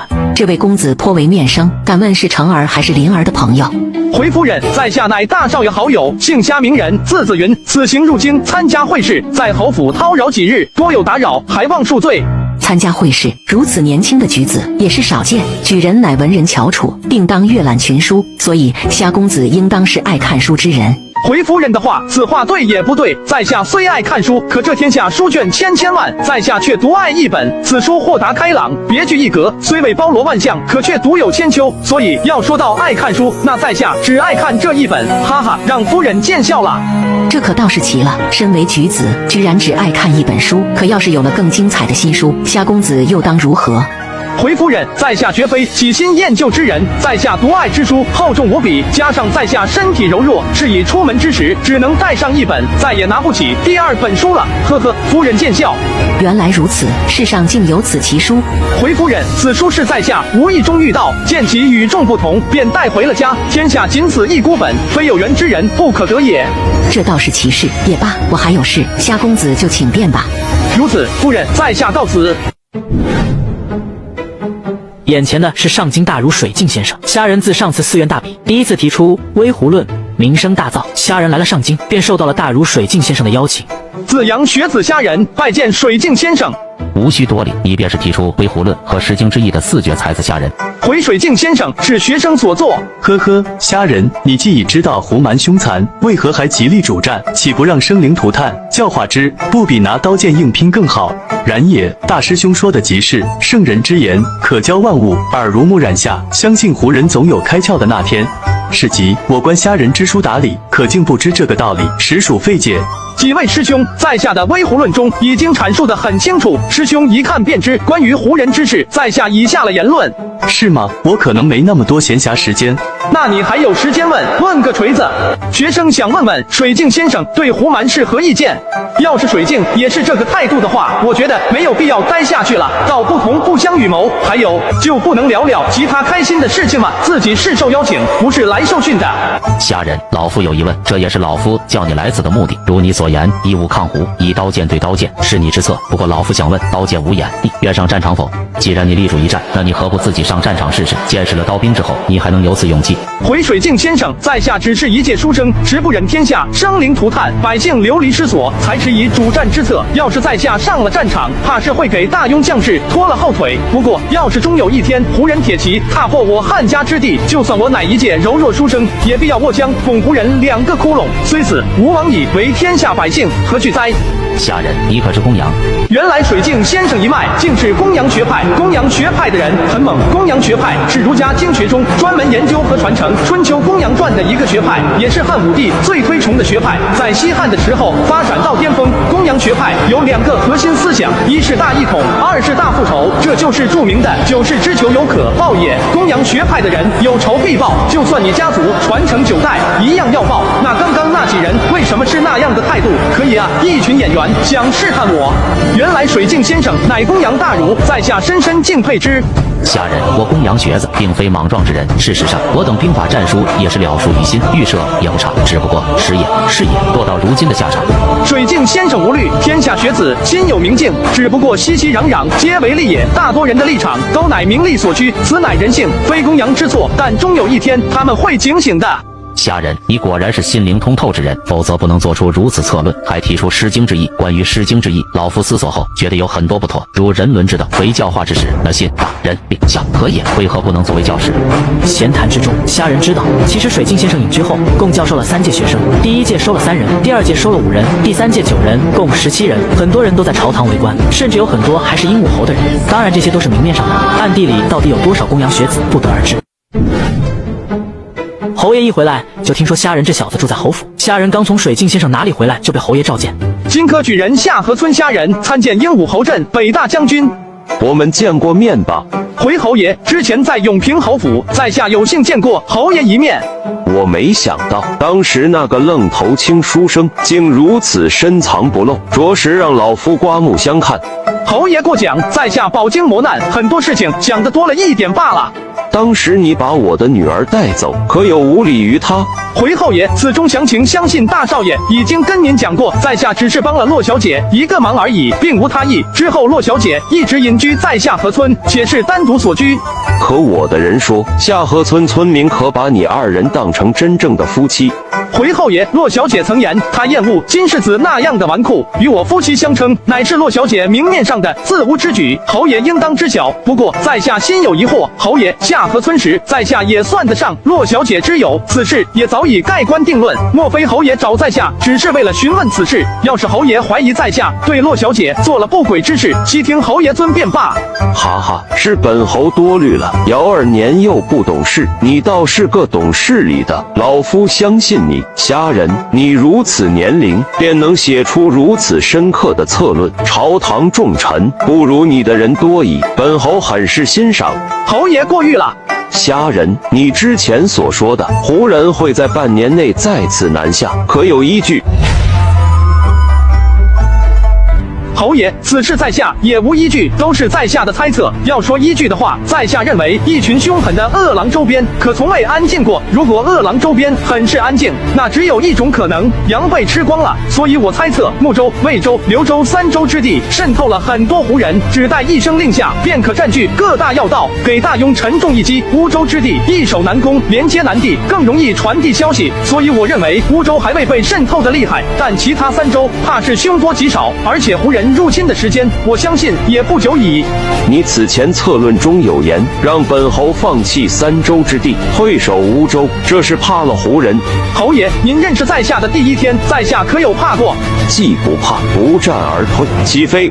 侯爷，在下本意并非是不战，而是收缩防线，整合兵力，选择最有利的战法。如在3州之地硬抗，北方必失，甚至大庸也危矣。侯爷久经战阵，这个道理想必比在下更懂。果然不愧为4绝才子，如你所言，胡人必南下。当然，你可知朝堂的文臣所想？不外乎就是赔款纳贡和亲求和罢了，这样他们才可以继续身处高位，安稳的享受荣华富贵的太平日子。呵，这便是人性，既得利益的人想好好守着，他们才不会管百姓死活将士身亡。哼，这些文人软弱至此，在下休与这些人为伍。虽然在下乃一介柔弱书生，可要是有机会，在下恨不得拿刀上阵，好男儿岂可畏畏缩缩。原来你竟有如此志向，也罢，下次出征，你跟随本侯如何？本侯满足你这个愿望。在下求之不得，愿随侯爷一起上阵杀敌。不过侯爷，在下一介书生，手无缚鸡之力，只希望侯爷到时不要嫌弃，在下拖后腿就行。哈哈，天下文人如都像你这般，本侯无忧也。你有这份心即可，也不枉和成儿相交一番。既是书生，就好好应付科举罢了。战场的事，还是交由我等武夫吧。侯爷可是嫌弃在下柔弱之躯？要不在下提刀，要2下给侯爷看看。无需如此，不过你既有报国杀敌之意，何须舍近求远？何不做个文臣？侯爷的意思是，本侯在朝中也需有人相助，方可后方无忧。侯爷为大庸百姓征战多年，立下汗马功劳，在下敬佩之。如在下会事及地，侯爷但有所令，在下当尽力为之。如此，本侯可就静待你金銮及地的消息。不过本侯喜欢实诚之人，不喜欢那种出尔反尔之人，你可明白？当然，在下也很痛恨那种出尔反尔的小人，侯爷尽可放心。既如此，你有事就找成儿或来找本侯也可。终于等到你这句话了，有了这句话，上京何惧哉？再抱抱皇帝大腿，那还不横着走？自己的商业版图也可以再往上京拓展了。姜颓那群人的胃口太大，四季商行盘子受限，必须得打开更大的局面。大庸官场的样子，没钱不好办事啊。还有一事，侯爷，在下有一物愿献给侯爷，也算在下此来侯府拜会的一点微薄心。侯爷请看此物。这是毒药烟球，若其气熏人，则口鼻血出，二物并以炮放之，害攻城者竟有此物。如此一来，守城方当又多一利器也。不过此物成本几何？回侯爷，在下算过，考虑剂量以及抛出去的可实战性，最小的大概需要700文，当然还可以根据投石机的大小制成更大的烟球，成本可调控。如此，此物明日本侯便献给圣上，记你一功。侯爷如无其他吩咐，在下告退。含香院闺房，虾仁躺在床上，搂着洛书瑶，一脸满足。要是每天这样就好了，你说是不是，娘子？每天我2只手都酸死了，你还每天哼。还有，你今天去哪儿了？会试还有3月，不看书了，忘了科举。要是此次会试不第，那你什么时候带我？娘子，今日相公可没到处玩，今日相公的收获可大了，听相公为你慢慢。是大嫂，不用慌，躲在被子里见机行事。瑶妹，我见你屋内灯火未灭，所以便来看看，你睡了吗？闻言，洛书摇起床穿好衣服，先进来吧，柔姐，我也才刚刚睡着，忘记灭烛了。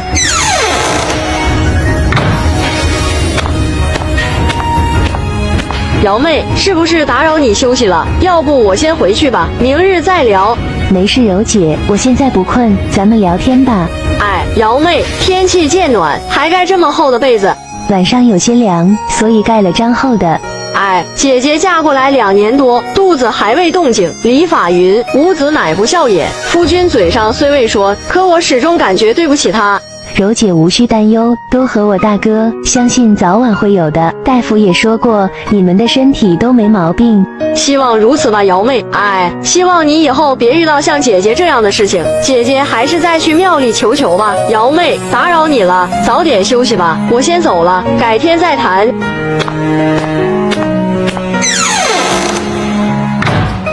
虾仁见秦柔离开，一个闪现跳了出来，终于离开了，差点喘不上来气。今日你感觉到爹爹对你的态度吗？他倒是很欣赏我的才华，但对我俩之事很是谨慎。看来他也有所猜想，不过被我圆了过去。由此可见，就算我现在身为介元，在他眼里也是颗价值大一点的棋子罢了。傻相公，门第之见哪里有这么好解决？这并非是我爹爹个人如此，高门贵族皆是如此。你现在只是一府解元，可洛氏一系有不少进士，甚至榜眼、探花、状元郎都有。我爹爹重你之才，不代表就要把我许你，姻亲可是不一样的。尤其我还是嫡女。不过不管你是寒门与否，瑶儿今生只你一人矣。相公如是。还有，按照我爹爹的性格，他想要收服一人，一般会许以利权或女人。利权他隐晦表示了，可女人你不都在我怀里了吗？谁说是我？我是担心他为了彻底拉拢你，随便许个堂妹表妹给你。啊，不会吧？连我这唯一嫡女都可以拿去送人，你觉得我那些堂妹表妹是拿来干嘛的？他们总以为养大女儿，女儿就有报答家族的义务，随便许给人是理所当然。新贵世家甚至连皇族也不例外。从礼法上看，这确实没错，养育之恩当然有回报家族的义务，但一定要出卖身体吗？不能用其他方法报答吗？为了利益就可以把女儿送给一个不喜欢从未谋面甚至纨绔风流的人？报答家族不可以以孝信劳才来报答家族吗？我娘子永远这般与众不同，所以要是侯爷真娶我一个你的什么表妹堂妹，那怎么办？所以我思来想去，要正大光明娶我，还要得到爹爹同意。你要做好2件事情。圣上虽然算得上英明，但很多时候太过优柔寡断，这是缺点，可对你来说是优点。凭你之才，更容易得到他信任，所以你需要尽可能博得他的好感，得到圣眷。圣眷越隆，在爹爹眼里的位置就越高。有其如此，何愁大事不成？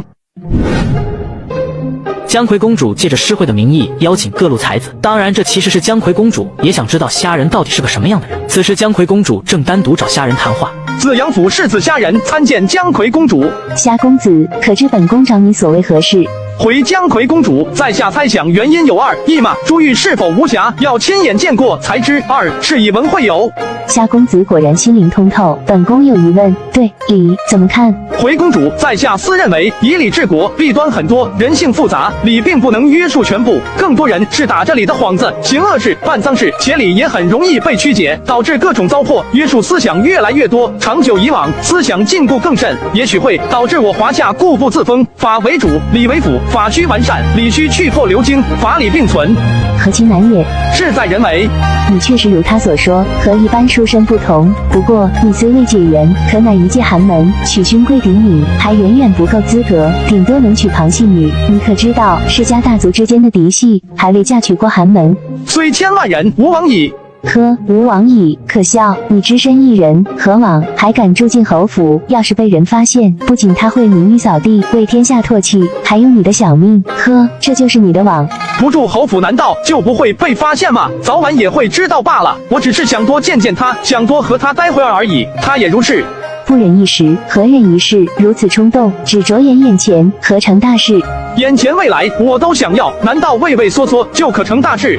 离开他吧，大将军是不会同意的。为他，为你都好。这恐怕要让公主失望了。你这是不听本宫之令。公主在下之事好像和公主无关吧？你不就是想要女人吗？姜奎朝门外吼了一声，不一会儿，2个妩媚的女子进来，仔细看去，这2女子还是双生子。离开他，这对双生子送你做妾，还有那2样东西的红利，本宫做主，再多给你1成。要知道，本宫都连3成不到。最后，仕途这块，只要你考中进士，本宫保你平步青云。啊！就拿这个考验干部，那个干部经不起这样的考验。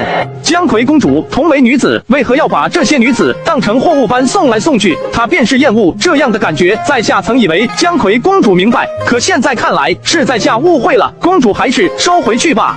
虾仁，听你刚刚一番礼法言论，本宫以为你是聪明之人，没想到还是如此愚笨迂腐，未免太不识相了。看在你和他有些情分和那2样东西上，只要你离开他，本宫可以答应你一件本宫力所能及的事情，你说吧。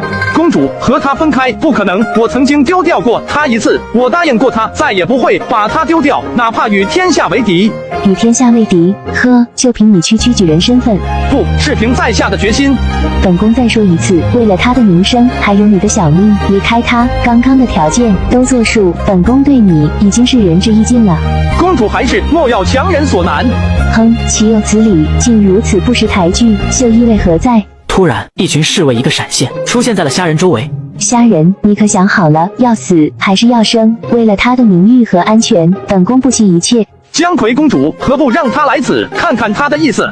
想找他救你，怕了吗？怕了的话，何不做出明智的选择？不是我怕了，而是我怕醒不可挽回。你不怕死吗？世人有多少不畏死？可我更怕丢掉他。他果然没有看错你，我见过许多伪君子，道貌岸然之辈，嘴上说的天花乱坠，正义凛然，但遇到事情就翻脸不认人，尤其是在刀兵之下。我只是想知道你是不是这样的人。现在看来，瑶妹的眼光果真没错。男儿立于天地之间，有所为有所不为。我既答应过他，绝无反悔的道理。公主多虑了。我本想拉拢于你，不过现在看来，你胸有鸿沟，富有才华，极有主见，且并不迂腐，绝非普通书生。瑶妹把你当成夫君，他是我好友，所以对你也谈不上拉拢。我会尽量帮助你们，我待会赐你我的腰牌，凭这个你就可入皇宫。多谢姜奎公主赏赐。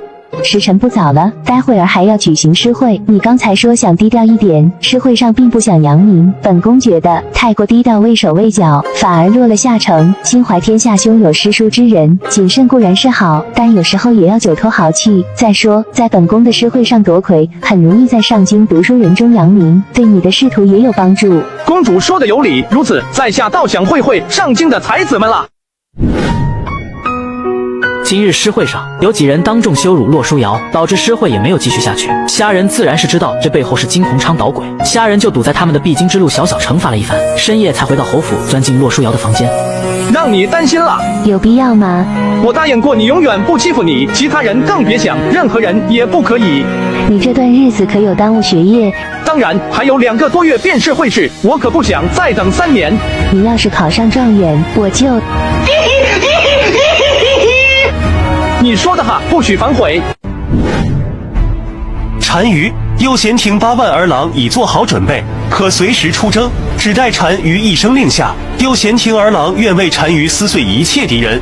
咱们的布局已够，时机已到，这次必将灭亡大庸。儿郎们，中原高于之地，物产丰富，女人娇美，城池里面到处都是金子。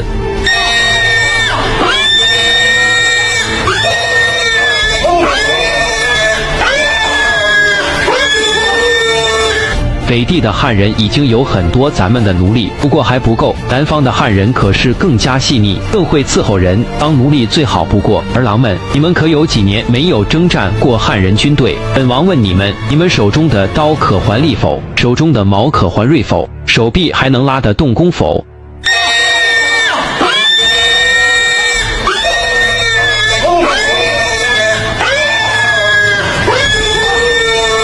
父亲，汉人不过是一群柔弱的绵羊，儿臣愿以汉人的鲜血和首级回答父亲这个问题。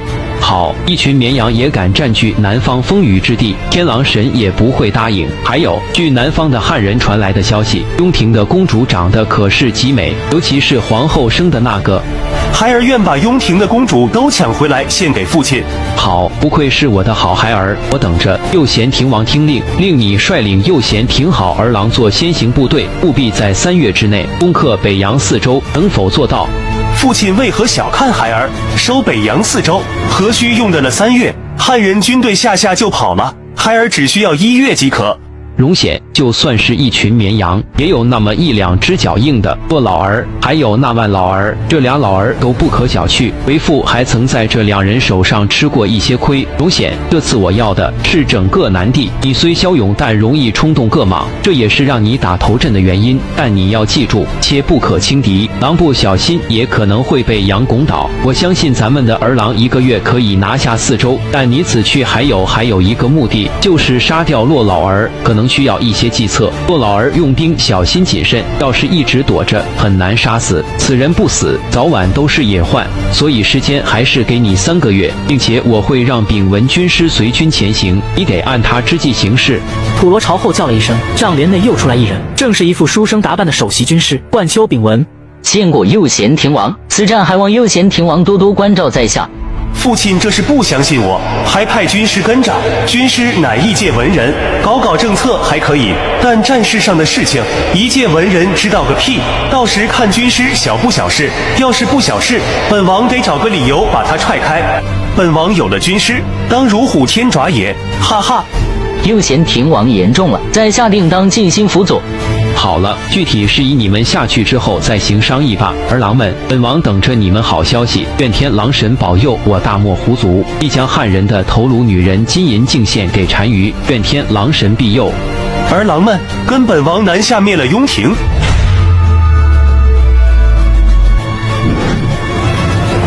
太极殿，闻讯而来的文武百官都在窃窃私语。因事发突然，百官们还不知道发生了何事。洛卿，你来说吧。诸位臣工，北地有异，刚才斥候来报，很可能是胡人入侵。骆大人，就凭一个斥候所言，怎可断定就是胡人所为？万一是山贼呢？或者消息有误呢？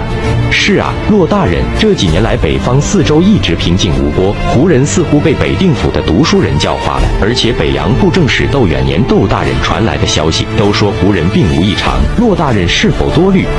我派了20多个斥候，只回来一个，其他全死了。你们对胡人不甚了解，他们是一群喂不饱的狼。我敢断定，近几年的安宁是胡人蓄谋已久的，目的就是为了麻痹我们。我猜他们不久就要南下了。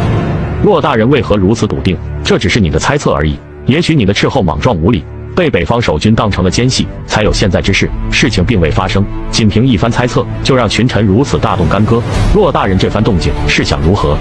事情已经发生，我的斥候说，北洋4州，尤其是魏、穆、刘3州，4品以上的官员几乎很少露面，且一旦有人想要走出这3州，必被盘查半天。我的人丢了多条性命，才堪送出来1人。你说的如此云淡风轻，我严重怀疑胡人已经渗透了这3州。我此行就是想请求陛下早做准备，调集物资，固守防线，整合幽云府以及附近的全部兵力，以应被胡人南下。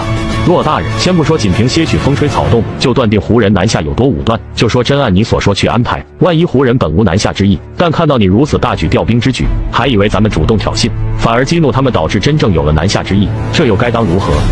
左相言之有理，要是胡人看到咱们整兵秣马，以为是向他们宣战，反而会惹怒他们，到时胡人真正南下就不妙了。骆大人，老夫认为此举不可为之。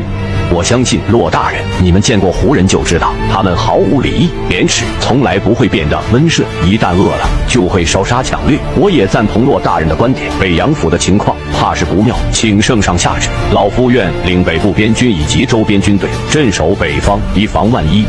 忠勇侯万连城，你还是在家带孙子吧，北方之事还是交由我便可。几位大人都言之有理，但臣觉得现在厉兵秣马确实有些草率，而且非短时之功，何不派使臣带上礼物北上，安抚胡蛮一番，示以友善的同时，也能麻痹对方，还可以顺便问询下吐罗蛮王的意思，到时再做准备也不迟。诸位，朕思虑良多，觉得胡人不可不防，但卫青父亲所言也不无道理。朕决定先派使臣前往北地，以探探胡蛮的风向，顺便问问窦元宁到底是何情况，到时再令北部边军严阵以待，注意各种稍有风吹草动。陛下，不可！当务之急便是赶紧整合幽云府驻军，调集各方物资前往北方。北地的几个守军大将如陈平之流，经验太少，很容易吃亏。要是魏州、睦州、刘州有不测的话，还可挽回。可一日乌州失守，那北方的门户将会大开，很难再找到如此险地阻碍胡人铁骑。陛下三思啊！骆大人可谓是杞人忧天，要是胡人并无此意，那该当如何？大幅调集军队和物资的所需成本，骆大人可算过。现在国库空虚，怎能折腾得起？而且还冒着激怒胡人的风险，极有可能得不偿失。这些后果，骆大人可负得了责？短剑如夫，本侯不屑于武，自有圣上圣才。鲁莽武夫，只知一时之争，竟还有脸说老夫短浅？哼！二卿说的都有道理，如此再派平遥州驻军前往北阳府以固军事，益州驻军想必也不会过于高调，也不会引得胡人警惕。平遥州和乌州接壤，隶属于幽云府，只有不到2万驻军，这是给胡人送菜。陛下，益州驻军怎能抵御凶狠的胡人？请陛下三思。骆大人，胡人并未入侵，这一切只是你凭一介斥候之言的猜想。圣上能做出此等安排，已是未雨绸缪圣明所在。你非要挑起和胡人的战争，你到底居心何在？难道骆大人想常驻北方，独揽军权不成？本侯为国为民，天地可见，问心无愧也。你这老儿多番阻碍，欲延误战机，是想陷国于险境，你才是居心不良。够了，先行如此吧。毕竟胡人还未明确表态，窦元宁、陈平等北地官员也没有传来消息，咱们做的准备相信已然足够，后续再说吧。见荣耀帝意已决，骆秦苍满心失望，他已经陈明了所有厉害，没想到降耀帝最后还是选取了比较保守的做法。下朝后，骆秦苍心情更是烦闷。虾人自然知道老丈人的心情。侯爷，恕在下直言，胡人可能马上就要南下了，甚至已经南下也说不定。在下特来建议，现在的当务之急，应是赶紧飞鸽传书给北边的守将陈明厉害，要他们严阵以待，早做准备。其次，侯爷，在下想问问，先前在下所献的那些毒药烟球，还有大型重弩等利器，制作的如何？我已经叫人放了上百只北地的鸽子，不知道有几只能传过去。至于那些利器，侯爷，难道圣上不晓这些兵器的厉害，还是百官阻挠？圣上倒是知道，一直在下令赶制，但时间太短，而且有些原材料需要从远处调运，加上户部拨款程序冗长，所以现在制成的量不多，勉强够得上3、4次中等城池守城的消耗。侯爷，在下有一言相劝，要是胡人南下，届时侯爷北上抗胡，希望侯爷能退守乌州，这也是我反复劝诫过侯爷的。我猜想胡人背后出谋划策之人，一定会想方设计引侯爷深入。要是侯爷那大拥威仪，所以固守乌州是最好的选择。其次，再请侯爷向圣上诉言，要求加大对武器